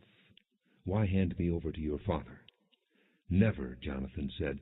"If I had the least inkling that my father was determined to harm you, wouldn't I tell you?" David asked, "Who will tell me if your father answers you harshly?" "Come," Jonathan said, "let's go out into the field." So they went there together. Then Jonathan said to David, "By the Lord, the God of Israel, I will surely sound out my father by this time the day after tomorrow. If he is favorably disposed toward you, will I not send you word and let you know? But if my father is inclined to harm you, may the Lord deal with me, be it ever so severely, if I do not let you know and send you away safely. May the Lord be with you as he has been with my father. But show me unfailing kindness like that of the Lord as long as I live, so that I may not be killed, and do not ever cut off your kindness from my family, not even when the Lord has cut off every one of David's enemies from the face of the earth." So Jonathan made a covenant with the house of David, saying, "May the Lord call David's enemies to account." And Jonathan had David reaffirm his oath out of love for him, because he loved him as he loved himself. Then Jonathan said to David, "Tomorrow is the new moon festival. You will be missed, because your seat will be empty. The day after tomorrow, toward evening, go to the place where you hid when this trouble began, and wait by the stone Ezel. I will shoot 3 arrows to the side of it, as though I were shooting at a target. Then I will send a boy and say, 'Go find the arrows.' If I say to him, 'Look, the arrows are on this side of you, bring them here,' then come, because as surely as the Lord lives, you are safe, there is no danger. But if I say to the boy, 'Look, the arrows are beyond you,' then you must go, because the Lord has sent you away. And about the matter you and I discussed, remember the Lord is witness between you and me forever." So David hid in the field, and when the new moon festival came, the king sat down to eat. He sat in his customary place by the wall opposite Jonathan, and Abner sat next to Saul, but David's place was empty. Saul said nothing that day, for he thought something must have happened to David to make him ceremonially unclean. Surely he is unclean. But the next day, the 2nd day of the month, David's place was empty again. Then Saul said to his son Jonathan, "Why hasn't the son of Jesse come to the meal, either yesterday or today?" Jonathan answered, "David earnestly asked me for permission to go to Bethlehem. He said, 'Let me go, because our family is observing a sacrifice in the town, and my brother has ordered me to be there. If I have found favor in your eyes, let me get away to see my brothers. That is why he has not come to the king's table.'" Saul's anger flared up at Jonathan, and he said to him, "You son of a perverse and rebellious woman, don't I know that you have sided with the son of Jesse to your own shame and to the shame of the mother who bore you? As long as the son of Jesse lives on this earth, neither you nor your kingdom will be established. Now send and bring him to me, for he must die." "Why should he be put to death? What has he done?" Jonathan asked his father. But Saul hurled his spear at him to kill him. Then Jonathan knew that his father intended to kill David. Jonathan got up from the table in fierce anger. On that 2nd day of the month he did not eat, because he was grieved at his father's shameful treatment of David. In the morning Jonathan went out to the field for his meeting with David. He had a small boy with him, and he said to the boy, "Run and find the arrows I shoot." As the boy ran, he shot an arrow beyond him. When the boy came to the place where Jonathan's arrow had fallen, Jonathan called out after him, "Isn't the arrow beyond you?" Then he shouted, "Hurry! Go quickly! Don't stop!" The boy picked up the arrow and returned to his master. The boy knew nothing of all this, only Jonathan and David knew. Then Jonathan gave his weapons to the boy and said, "Go carry them back to the town." After the boy had gone, David got up from the south side of the stone and bowed down before Jonathan 3 times, with his face to the ground. Then they kissed each other and wept together, but David wept the most. Jonathan said to David, "Go in peace, for we have sworn friendship with each other in the name of the Lord, saying, 'The Lord is witness between you and me, and between your descendants and my descendants forever.'" Then David left, and Jonathan went back to the town. 1 Samuel chapter 21. David went to Nob, to Ahimelech the priest. Ahimelech trembled when he met him and asked, "Why are you alone? Why is no one with you?" David answered Ahimelech the priest, "The king charged me with a certain matter and said to me, 'No one is to know anything about your mission and your instructions.' As for my men, I have told them to meet me at a certain place. Now then, what do you have on hand? Give me 5 loaves of bread, or whatever you can find." But the priest answered David, "I don't have any ordinary bread on hand. However, there is some consecrated bread here, provided the men have kept themselves from women." David replied, "Indeed, women have been kept from us as usual whenever I set out. The men's things are holy, even on missions that are not holy. How much more so today? So the priest gave him the consecrated bread, since there was no bread there except the bread of the presence that had been removed from before the Lord and replaced by hot bread on the day it was taken away. Now one of Saul's servants was there that day, detained before the Lord. He was Doeg the Edomite, Saul's head shepherd. David asked Ahimelech, "Don't you have a spear or a sword here? I haven't brought my sword or any other weapon, because the king's business was urgent." The priest replied, "The sword of Goliath the Philistine, whom you killed in the valley of Elah, is here. It is wrapped in a cloth behind the ephod. If you want it, take it. There is no sword here but that one." David said, "There is none like it. Give it to me." That day David fled from Saul and went to Achish, king of Gath. But the servants of Achish said to him, "Isn't this David the king of the land? Isn't he the one they sing about in their dances? Saul has slain his thousands, and David his tens of thousands." And David took these words to heart, and was very much afraid of Achish, king of Gath. So he pretended to be insane in their presence. And while he was in their hands, he acted like a madman, making marks on the doors of the gate and letting saliva run down his beard. Achish said to his servants, "Look at the man. He is insane. Why bring him to me? Am I so short of madmen that you have to bring this fellow here to carry on like this in front of me? Must this man come into my house?" 1 Samuel chapter 22. David left Gath and escaped to the cave of Adullam. When his brothers and his father's household heard about it, they went down to him there.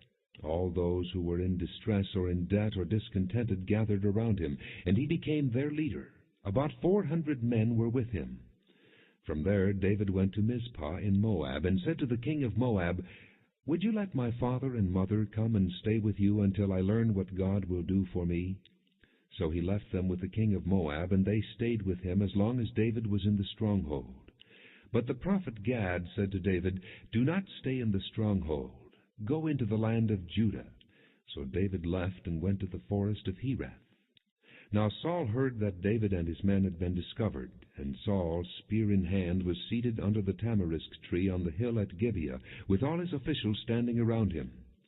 Saul said to them, "Listen, men of Benjamin, will the son of Jesse give all of you fields and vineyards? Will he make all of you commanders of thousands and commanders of hundreds? Is that why you have all conspired against me? No one tells me when my son makes a covenant with the son of Jesse. None of you is concerned about me, or tells me that my son has incited my servant to lie in wait for me, as he does today." But Doeg the Edomite, who was standing with Saul's officials, said, "I saw the son of Jesse come to Ahimelech, son of Ahitub, at Nob. Ahimelech inquired of the Lord for him. He also gave him provisions, and the sword of Goliath the Philistine." Then the king sent for the priest Ahimelech, son of Ahitub, and his father's whole family, who were priests at Nob, and they all came to the king. Saul said, "Listen now, son of Ahitub." "Yes, my lord," he answered. Saul said to him, "Why have you conspired against me, you and the son of Jesse, giving him bread and a sword, and inquiring of God for him, so that he has rebelled against me, and lies in wait for me, as he does today?" Ahimelech answered the king, "Who of all your servants is as loyal as David, the king's son-in-law, captain of your bodyguard, and highly respected in your household? Was that day the first time I inquired of God for him? Of course not. Let not the king accuse your servant or any of his father's family, for your servant knows nothing at all about this whole affair." But the king said, "You will surely die, Ahimelech, you and your father's whole family." Then the king ordered the guards at his side, "Turn and kill the priests of the Lord, because they too have sided with David." They knew he was fleeing, yet they did not tell me.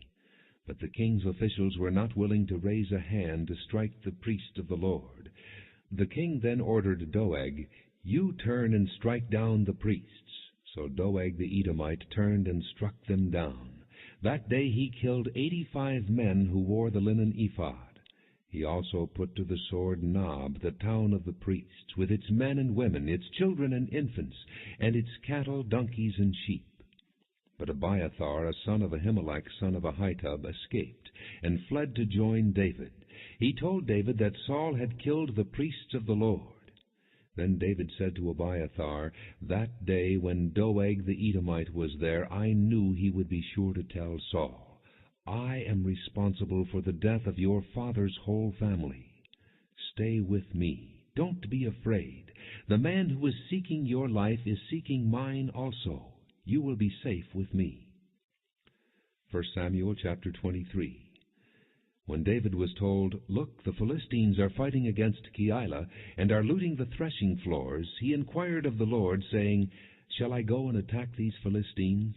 The Lord answered him, "Go, attack the Philistines, and save Keilah." But David's men said to him, "Here in Judah we are afraid. How much more then if we go to Keilah against the Philistine forces?" Once again David inquired of the Lord, and the Lord answered him, "Go down to Keilah, for I am going to give the Philistines into your hand." So David and his men went to Keilah, fought the Philistines, and carried off their livestock. He inflicted heavy losses on the Philistines and saved the people of Keilah. Now Abiathar, son of Ahimelech, had brought the ephod down with him when he fled to David at Keilah. Saul was told that David had gone to Keilah, and he said, "God has handed him over to me, for David has imprisoned himself by entering a town with gates and bars." And Saul called up all his forces for battle, to go down to Keilah to besiege David and his men. When David learned that Saul was plotting against him, he said to Abiathar the priest, "Bring the ephod." David said, "O Lord God of Israel, your servant has heard definitely that Saul plans to come to Keilah and destroy the town on account of me. Will the citizens of Keilah surrender me to him? Will Saul come down, as your servant has heard? O Lord God of Israel, tell your servant." And the Lord said, "He will." Again David asked, "Will the citizens of Keilah surrender me and my men to Saul?" And the Lord said, "They will." So David and his men, about 600 in number, left Keilah and kept moving from place to place. When Saul was told that David had escaped from Keilah, he did not go there. David stayed in the desert strongholds and in the hills of the desert of Ziph. Day after day Saul searched for him, but God did not give David into his hands. While David was at Horesh in the desert of Ziph, he learned that Saul had come out to take his life. And Saul's son Jonathan went to David at Horesh and helped him find strength in God. "Don't be afraid," he said. "My father Saul will not lay a hand on you. You will be king over Israel, and I will be second to you. Even my father Saul knows this." The two of them made a covenant before the Lord. Then Jonathan went home, but David remained at Horesh. The Ziphites went up to Saul at Gibeah and said, "Is not David hiding among us in the strongholds at Horesh on the hill of Hachilah south of Jeshimon? Now, O king, come down whenever it pleases you to do so, and we will be responsible for handing him over to the king." Saul replied, "The Lord bless you for your concern for me. Go and make further preparation. Find out where David usually goes, and who has seen him there. They tell me he is very crafty. Find out about all the hiding places he uses, and come back to me with definite information. Then I will go with you. If he is in the area, I will track him down among all the clans of Judah." So they set out and went to Ziph ahead of Saul. Now David and his men were in the desert of Maon, in the Arabah south of Jeshimon. Saul and his men began the search, and when David was told about it, he went down to the rock and stayed in the desert of Maon. When Saul heard this, he went into the desert of Maon in pursuit of David. Saul was going along one side of the mountain, and David and his men were on the other side, hurrying to get away from Saul. As Saul and his forces were closing in on David and his men to capture them, a messenger came to Saul, saying, "Come quickly, the Philistines are raiding the land." Then Saul broke off his pursuit of David and went to meet the Philistines. That is why they call this place Selah Hamalekath. And David went up from there and lived in the strongholds of En-Gedi. 1 Samuel chapter 24. After Saul returned from pursuing the Philistines, he was told, "David is in the desert of En-Gedi." So Saul took 3,000 chosen men from all Israel and set out to look for David and his men near the crags of the wild goats. He came to the sheep pens along the way. A cave was there, and Saul went in to relieve himself. David and his men were far back in the cave. The men said, "This is the day the Lord spoke of when he said to you, 'I will give your enemy into your hands for you to deal with as you wish.'" Then David crept up unnoticed and cut off a corner of Saul's robe. Afterward David was conscience-stricken for having cut off a corner of his robe. He said to his men, "The Lord forbid that I should do such a thing to my master, the Lord's anointed, or lift my hand against him, for he is the anointed of the Lord." With these words David rebuked his men and did not allow them to attack Saul, and Saul left the cave and went his way. Then David went out of the cave and called out to Saul, "My lord the king." When Saul looked behind him, David bowed down and prostrated himself with his face to the ground. He said to Saul, "Why do you listen when men say, 'David is bent on harming you'? This day you have seen with your own eyes how the Lord delivered you into my hands in the cave. Some urged me to kill you, but I spared you. I said, 'I will not lift my hand against my master, because he is the Lord's anointed.' See, my father, look at this piece of your robe in my hand. I cut off the corner of your robe, but did not kill you. Now understand and recognize that I am not guilty of wrongdoing or rebellion. I have not wronged you, but you are hunting me down to take my life. May the Lord judge between you and me, and may the Lord avenge the wrongs you have done to me, but my hand will not touch you.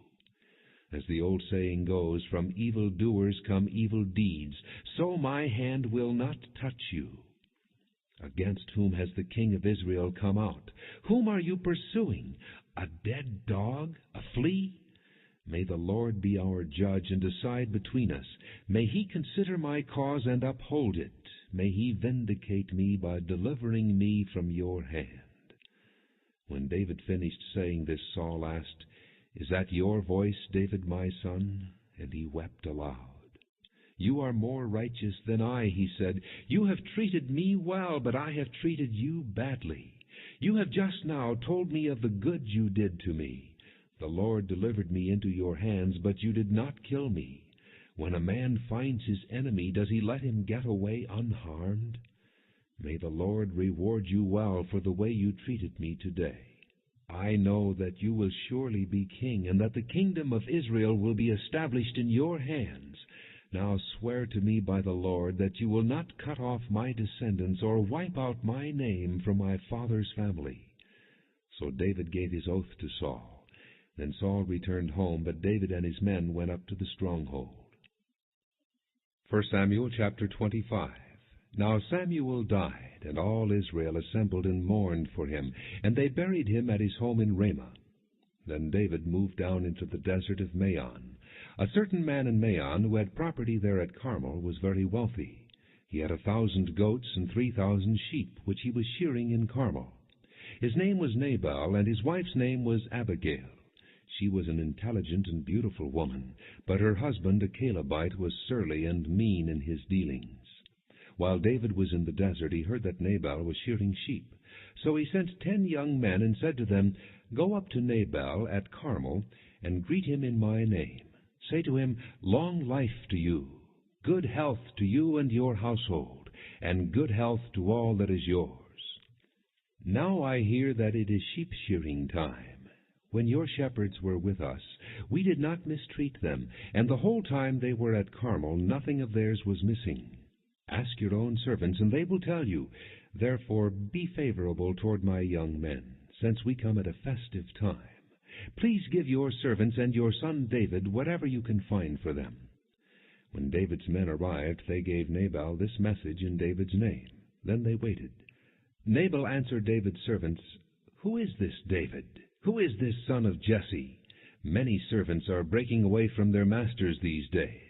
Why should I take my bread and water and the meat I have slaughtered for my shearers and give it to men coming from who knows where?" And David's men turned around and went back.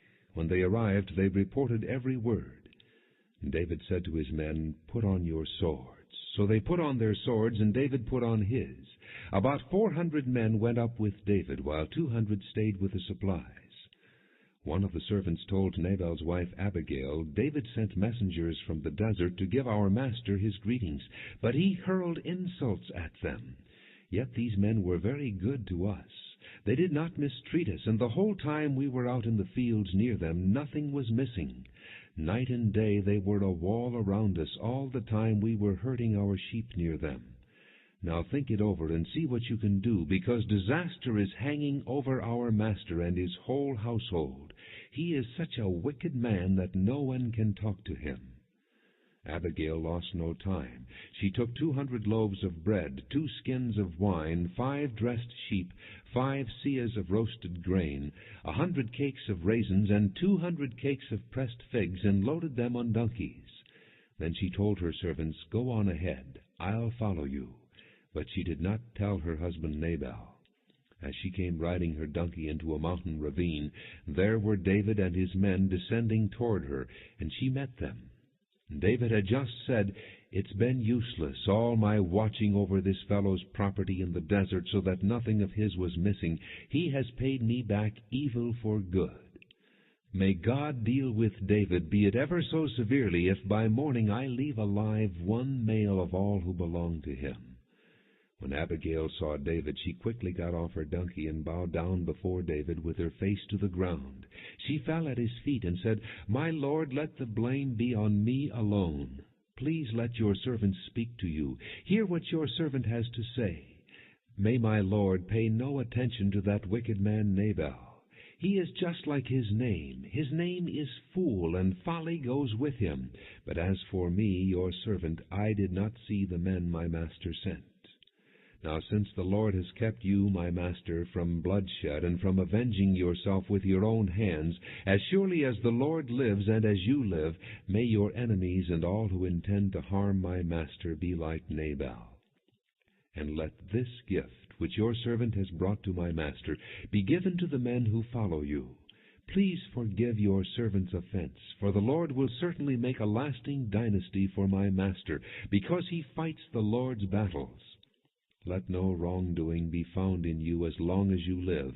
Even though someone is pursuing you to take your life, the life of my master will be bound securely in the bundle of the living by the Lord your God. But the lives of your enemies he will hurl away as from the pocket of a sling.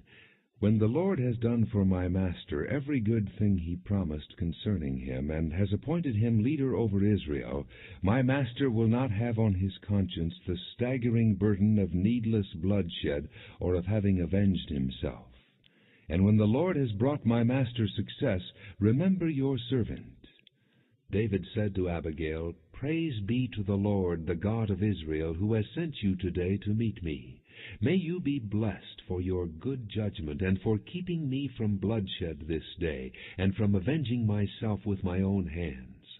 Otherwise, as surely as the Lord, the God of Israel, lives, who has kept me from harming you, if you had not come quickly to meet me, not one male belonging to Nabal would have been left alive by daybreak." Then David accepted from her hand what she had brought him, and said, "Go home in peace. I have heard your words and granted your request." When Abigail went to Nabal, he was in the house holding a banquet like that of a king. He was in high spirits and very drunk. So she told him nothing until daybreak. Then in the morning, when Nabal was sober, his wife told him all these things, and his heart failed him, and he became like a stone. About 10 days later the Lord struck Nabal, and he died.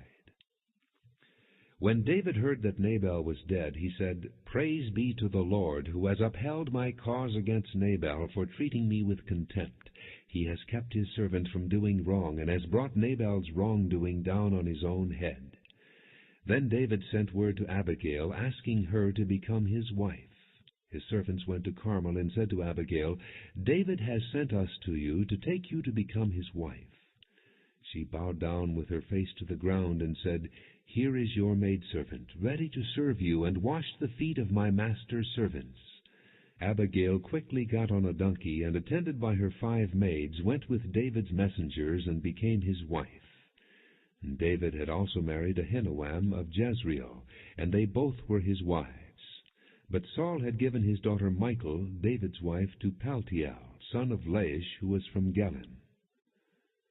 1 Samuel chapter 26. The Ziphites went to Saul at Gibeah and said, Is not David hiding on the hill of Hachilah, which faces Jeshimon? So Saul went down to the desert of Ziph with his 3,000 chosen men of Israel to search there for David. Saul made his camp beside the road on the hill of Hachilah facing Jeshimon, but David stayed in the desert. When he saw that Saul had followed him there, he sent out scouts and learned that Saul had definitely arrived. Then David set out and went to the place where Saul had camped. He saw where Saul and Abner, son of Ner, the commander of the army, had lain down. Saul was lying inside the camp, with the army encamped around him. David then asked Ahimelech the Hittite and Abishai, son of Zeruiah, Joab's brother, Who will go down into the camp with me to Saul? I'll go with you, said Abishai. So David and Abishai went to the army by night, and there was Saul lying asleep inside the camp with his spear stuck in the ground near his head. Abner and the soldiers were lying around him. Abishai said to David, Today God has delivered your enemy into your hands. Now let me pin him to the ground with one thrust of my spear. I won't strike him twice. But David said to Abishai, Don't destroy him. Who can lay a hand on the Lord's anointed and be guiltless? As surely as the Lord lives, he said, the Lord himself will strike him. Either his time will come and he will die, or he will go into battle and perish. But the Lord forbid that I should lay a hand on the Lord's anointed. Now get the spear and water jug that are near his head, and let's go. So David took the spear and water jug near Saul's head, and they left. No one saw or knew about it, nor did anyone wake up. They were all sleeping, because the Lord had put them into a deep sleep. Then David crossed over to the other side, and stood on top of the hill some distance away. There was a wide space between them. He called out to the army and to Abner, son of Ner, Aren't you going to answer me, Abner? Abner replied, Who are you who calls to the king? David said, You are a man, aren't you? And who is like you in Israel? Why didn't you guard your lord the king? Someone came to destroy your lord the king. What you have done is not good. As surely as the Lord lives, you and your men deserve to die, because you did not guard your master, the Lord's anointed. Look around you. Where are the king's spear and water jug that were near his head? Saul recognized David's voice and said, Is that your voice, David, my son? David replied, Yes, it is, my lord the king. And he added, Why is my lord pursuing his servant? What have I done, and what wrong am I guilty of? Now let my lord the king listen to his servant's words. If the Lord has incited you against me, then may he accept an offering. If, however, men have done it, may they be cursed before the Lord. They have now driven me from my share in the Lord's inheritance, and have said, Go serve other gods. Now do not let my blood fall to the ground far from the presence of the Lord. The king of Israel has come out to look for a flea, as one hunts a partridge in the mountains. Then Saul said, I have sinned. Come back, David, my son. Because you considered my life precious today, I will not try to harm you again. Surely I have acted like a fool and have erred greatly. Here is the king's spear, David answered. Let one of your young men come over and get it. The Lord rewards every man for his righteousness and faithfulness. The Lord delivered you into my hands today, but I would not lay a hand on the Lord's anointed. As surely as I valued your life today, so may the Lord value my life, and deliver me from all trouble. Then Saul said to David, May you be blessed, my son David. You will do great things and surely triumph. So David went on his way, and Saul returned home. 1 Samuel chapter 27. But David thought to himself, One of these days I will be destroyed by the hand of Saul. The best thing I can do is to escape to the land of the Philistines. Then Saul will give up searching for me anywhere in Israel, and I will slip out of his hand.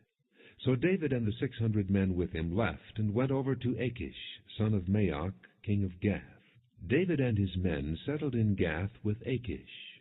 Each man had his family with him, and David had his 2 wives, Ahinoam of Jezreel, and Abigail of Carmel, the widow of Nabal.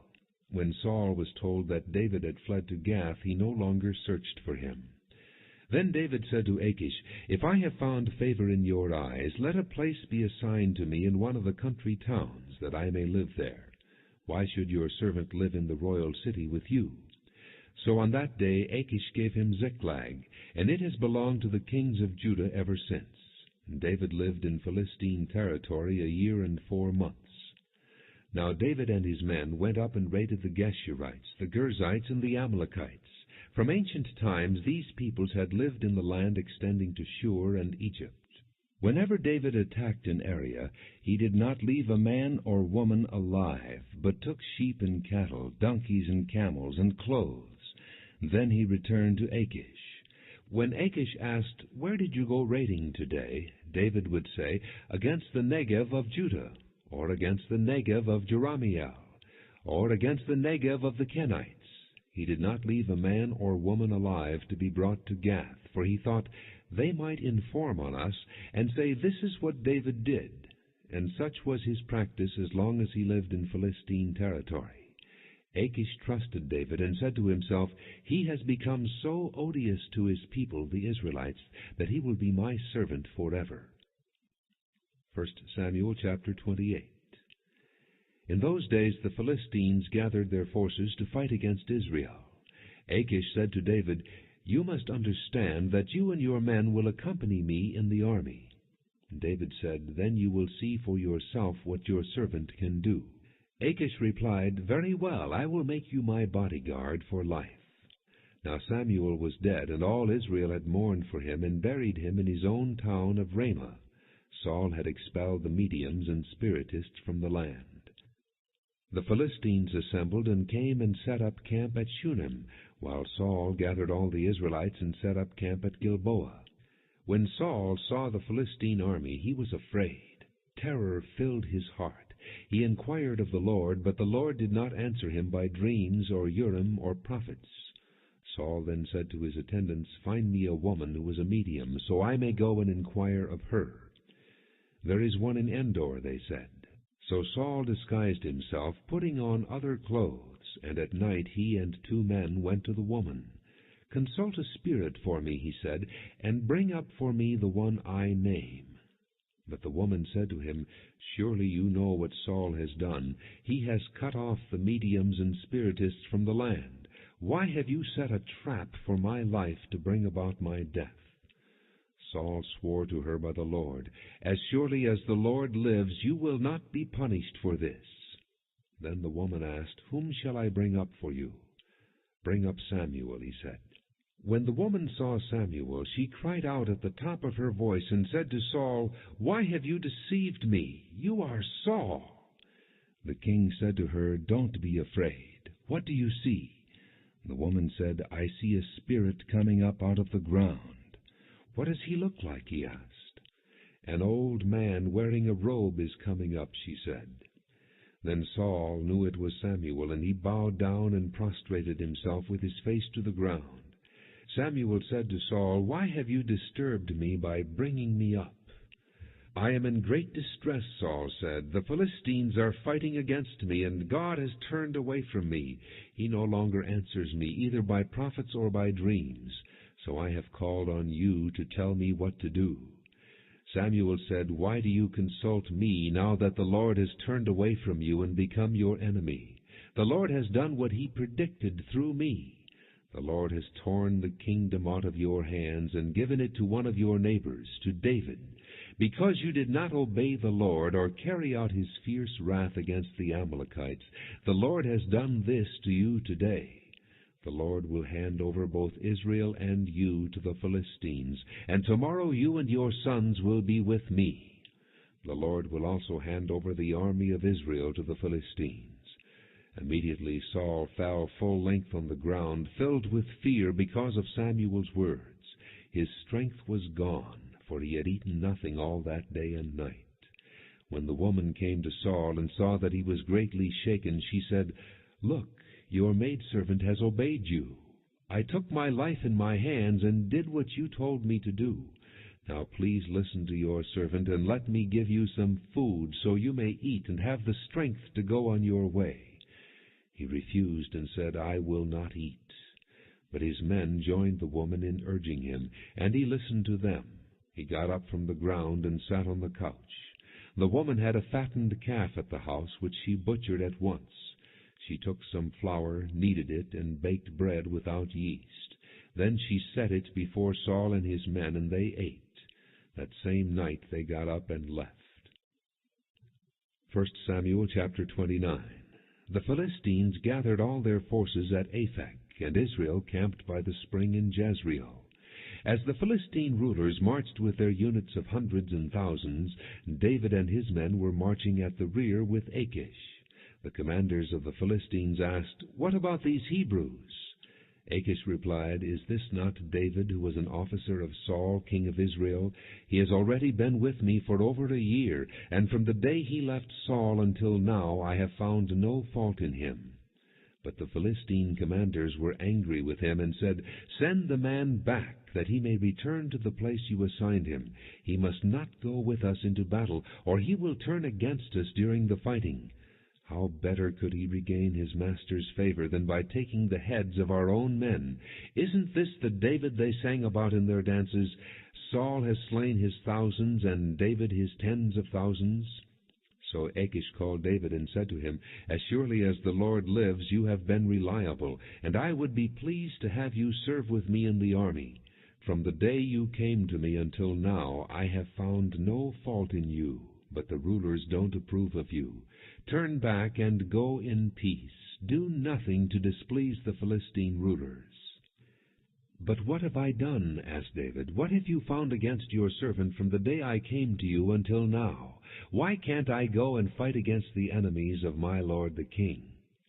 Achish answered, "I know that you have been as pleasing in my eyes as an angel of God. Nevertheless, the Philistine commanders have said, 'He must not go up with us into battle.' Now get up early, along with your master's servants who have come with you, and leave in the morning as soon as it is light." So David and his men got up early in the morning to go back to the land of the Philistines, and the Philistines went up to Jezreel. 1 Samuel chapter 30. David and his men reached Ziklag on the third day. Now the Amalekites had raided the Negev and Ziklag. They had attacked Ziklag and burned it, and had taken captive the women and all who were in it, both young and old. They killed none of them, but carried them off as they went on their way. When David and his men came to Ziklag, they found it destroyed by fire, and their wives and sons and daughters taken captive. So David and his men wept aloud until they had no strength left to weep. David's 2 wives had been captured, Ahinoam of Jezreel, and Abigail, the widow of Nabal of Carmel. David was greatly distressed because the men were talking of stoning him. Each one was bitter in spirit because of his sons and daughters. But David found strength in the Lord his God. Then David said to Abiathar the priest, the son of Ahimelech, "Bring me the ephod." Abiathar brought it to him, and David inquired of the Lord, "Shall I pursue this raiding party? Will I overtake them?" "Pursue them," he answered. "You will certainly overtake them and succeed in the rescue." David and the 600 men with him came to the Bezor ravine, where some stayed behind, for 200 men were too exhausted to cross the ravine. But David and 400 men continued the pursuit. They found an Egyptian in a field and brought him to David. They gave him water to drink and food to eat, part of a cake of pressed figs and 2 cakes of raisins.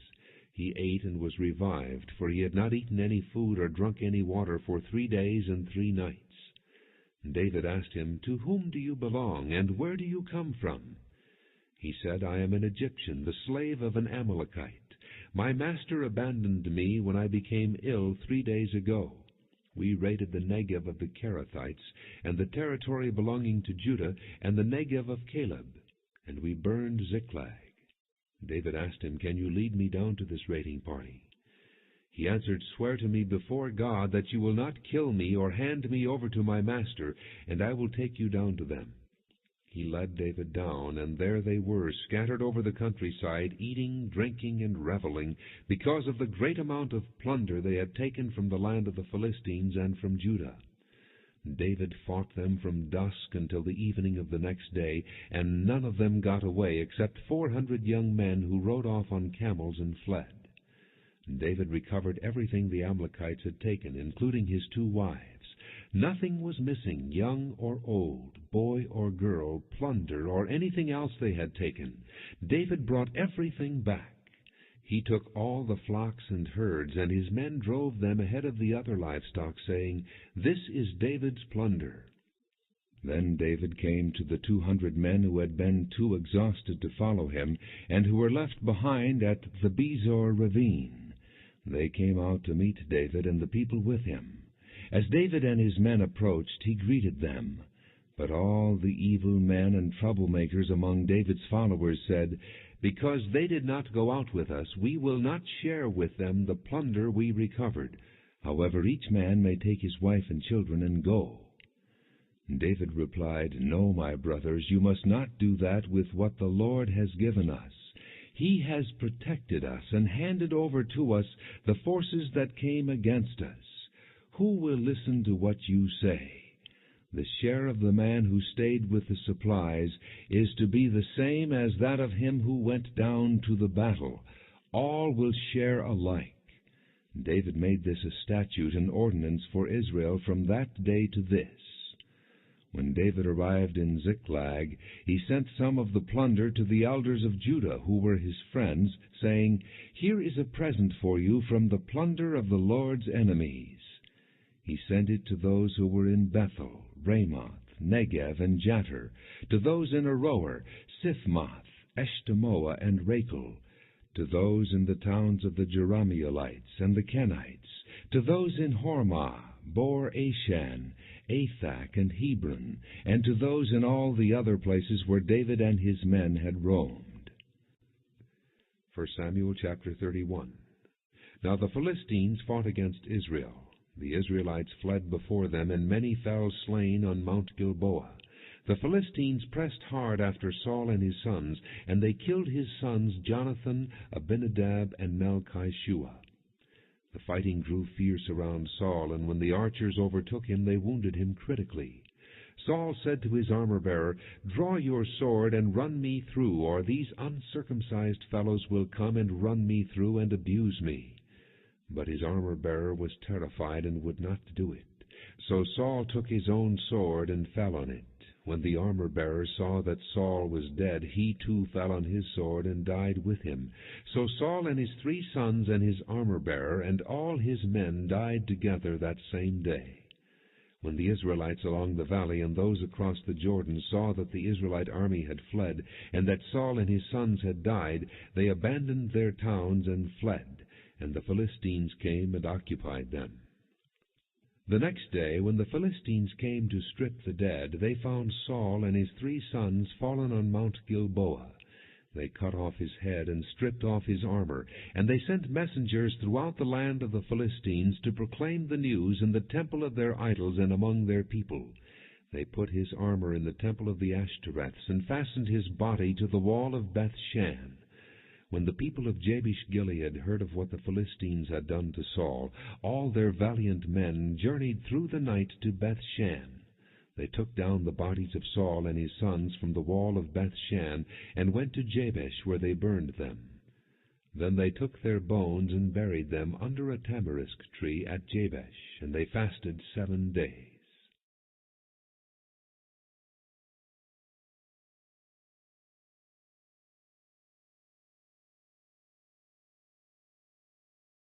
Then she went her way and ate something, and her face was no longer downcast. Early the next morning they arose and worshipped before the Lord, and then went back to their home at Ramah. Elkanah lay with Hannah his wife, and the Lord remembered her. So in the course of time Hannah conceived and gave birth to a son. She named him Samuel, saying, "Because I asked the Lord for him." When the man Elkanah went up with all his family to offer the annual sacrifice to the Lord and to fulfill his vow, Hannah did not go. she said to her husband, "After the boy is weaned, I will take him and present him before the Lord, and he will live there always." "Do what seems best to you," Elkanah her husband told her. "Stay here until you have weaned him. Only may the Lord make good his word." So the woman stayed at home and nursed her son until she had weaned him. After he was weaned, she took the boy with her, young as he was, along with a 3-year-old bull, an ephah of flour, and a skin of wine, and brought him to the house of the Lord at Shiloh. When they had slaughtered the bull, they brought the boy to Eli. And she said to him, "As surely as you live, my lord, I am the woman who stood here beside you praying to the Lord. I prayed for this child, and the Lord has granted me what I asked of him. So now I give him to the Lord. For his whole life he will be given over to the Lord." And he worshipped the Lord there. 1 Samuel chapter 2. Then Hannah prayed and said, "My heart rejoices in the Lord. In the Lord my horn is lifted high. My mouth boasts over my enemies, for I delight in your deliverance. There is no one holy like the Lord. There is no one besides you. There is no rock like our God. Do not keep talking so proudly, or let your mouth speak such arrogance, for the Lord is a God who knows, and by him deeds are weighed. The bows of the warriors are broken, but those who stumbled are armed with strength. Those who were full hired themselves out for food, but those who were hungry hunger no more. She who was barren has borne 7 children, but she who has had many sons pines away. The Lord brings death and makes alive. He brings down to the grave and raises up. The Lord sends poverty and wealth. He humbles and he exalts. He raises the poor from the dust and lifts the needy from the ash heap. He seats them with princes and has them inherit a throne of honor. For the foundations of the earth are the Lord's. Upon them he has set the world. He will guard the feet of his saints, but the wicked will be silenced in darkness. It is not by strength that one prevails. Those who oppose the Lord will be shattered. He will thunder against them from heaven. The Lord will judge the ends of the earth. He will give strength to his king, and exalt the horn of his anointed. Then Elkanah went home to Ramah, but the boy ministered before the Lord under Eli the priest. Eli's sons were wicked men. They had no regard for the Lord. Now it was the practice of the priests with the people that whenever anyone offered a sacrifice, and while the meat was being boiled, the servant of the priest would come with a 3-pronged fork in his hand. He would plunge it into the pan or kettle or cauldron or pot, and the priest would take for himself whatever the fork brought up. This is how they treated all the Israelites who came to Shiloh. But even before the fat was burned, the servant of the priest would come and say to the man who was sacrificing, "Give the priest some meat to roast. He won't accept boiled meat from you, but only raw." If the man said to him, "Let the fat be burned up first, and then take whatever you want," the servant would then answer, "No, hand it over now. If you don't, I'll take it by force." This sin of the young men was very great in the Lord's sight, for they were treating the Lord's offering with contempt. But Samuel was ministering before the Lord, a boy wearing a linen ephod. Each year his mother made him a little robe and took it to him when she went up with her husband to offer the annual sacrifice. Eli would bless Elkanah and his wife, saying, "May the Lord give you children by this woman, to take the place of the one she prayed for and gave to the Lord." Then they would go home. And the Lord was gracious to Hannah. She conceived and gave birth to 3 sons and 2 daughters. Meanwhile the boy Samuel grew up in the presence of the Lord. Now Eli, who was very old, heard about everything his sons were doing to all Israel, and how they slept with the women who served at the entrance to 1 Samuel chapter 1. There was a certain man from Ramathaim, a Zuphite from the hill country of Ephraim, whose name was Elkanah, son of Jeroham, the son of Elihu, the son of Tohu, the son of Zoph, an Ephraimite. He had 2 wives. One was called Hannah, and the other Peninnah. Peninnah had children, but Hannah had none. Year after year this man went up from his town to worship and sacrifice to the Lord Almighty at Shiloh, where Hophni and Phinehas, the two sons of Eli, were priests of the Lord. Whenever the day came for Elkanah to sacrifice, he would give portions of the meat to his wife Peninnah and to all her sons and daughters. But to Hannah he gave a double portion, because he loved her, and the Lord had closed her womb. And because the Lord had closed her womb, her rival kept provoking her in order to irritate her. This went on year after year. Whenever Hannah went up to the house of the Lord, her rival provoked her till she wept and would not eat. Elkanah, her husband, would say to her, "Hannah, why are you weeping? Why don't you eat? Why are you downhearted? Don't I mean more to you than 10 sons?" Once when they had finished eating and drinking in Shiloh, Hannah stood up. Now Eli the priest was sitting on a chair by the doorpost of the Lord's temple. In bitterness of soul Hannah wept much and prayed to the Lord. And she made a vow, saying, "O Lord Almighty, if you will only look upon your servant's misery and remember me, and not forget your servant, but give her a son, then I will give him to the Lord for all the days of his life, and no razor will ever be used on his head." As she kept on praying to the Lord, Eli observed her mouth. Hannah was praying in her heart, and her lips were moving, but her voice was not heard. Eli thought she was drunk, and said to her, "How long will you keep on getting drunk? Get rid of your wine." "Not so, my lord," Hannah replied. "I am a woman who is deeply troubled. I have not been drinking wine or beer. I was pouring out my soul to the Lord. Do not take your servant for a wicked woman. I have been praying here out of my great anguish and grief." Eli answered, "Go in peace, and may the God of Israel grant you what you have asked of him." She said, "May your servant find favor in your eyes, silver and a crust of bread, and plead, 'Appoint me to some priestly office, so I can have food to eat.'" 1 Samuel chapter 3. The boy Samuel ministered before the Lord under Eli. In those days the word of the Lord was rare. There were not many visions. One night Eli, whose eyes were becoming so weak that he could barely see, was lying down in his usual place. The lamp of God had not yet gone out, and Samuel was lying down in the temple of the Lord, where the ark of God was. Then the Lord called Samuel. Samuel answered, "Here I am." And he ran to Eli and said, "Here I am, you called me." But Eli said, "I did not call. Go back and lie down." So he went and lay down. Again the Lord called, "Samuel." And Samuel got up and went to Eli and said, "Here I am, you called me." "My son," Eli said, "I did not call. Go back and lie down." Now Samuel did not yet know the Lord. The word of the Lord had not yet been revealed to him. The Lord called Samuel a third time, and Samuel got up and went to Eli and said, "Here I am. You called me." Then Eli realized that the Lord was calling the boy. So Eli told Samuel, "Go and lie down, and if he calls you, say, 'Speak, Lord, for your servant is listening.'" So Samuel went and lay down in his place. The Lord came and stood there, calling as at the other times, "Samuel, Samuel." And Samuel said, "Speak, for your servant is listening." And the Lord said to Samuel, "See, I am about to do something in Israel that will make the ears of everyone who hears of it tingle. At that time I will carry out against Eli everything I spoke against his family, from beginning to end.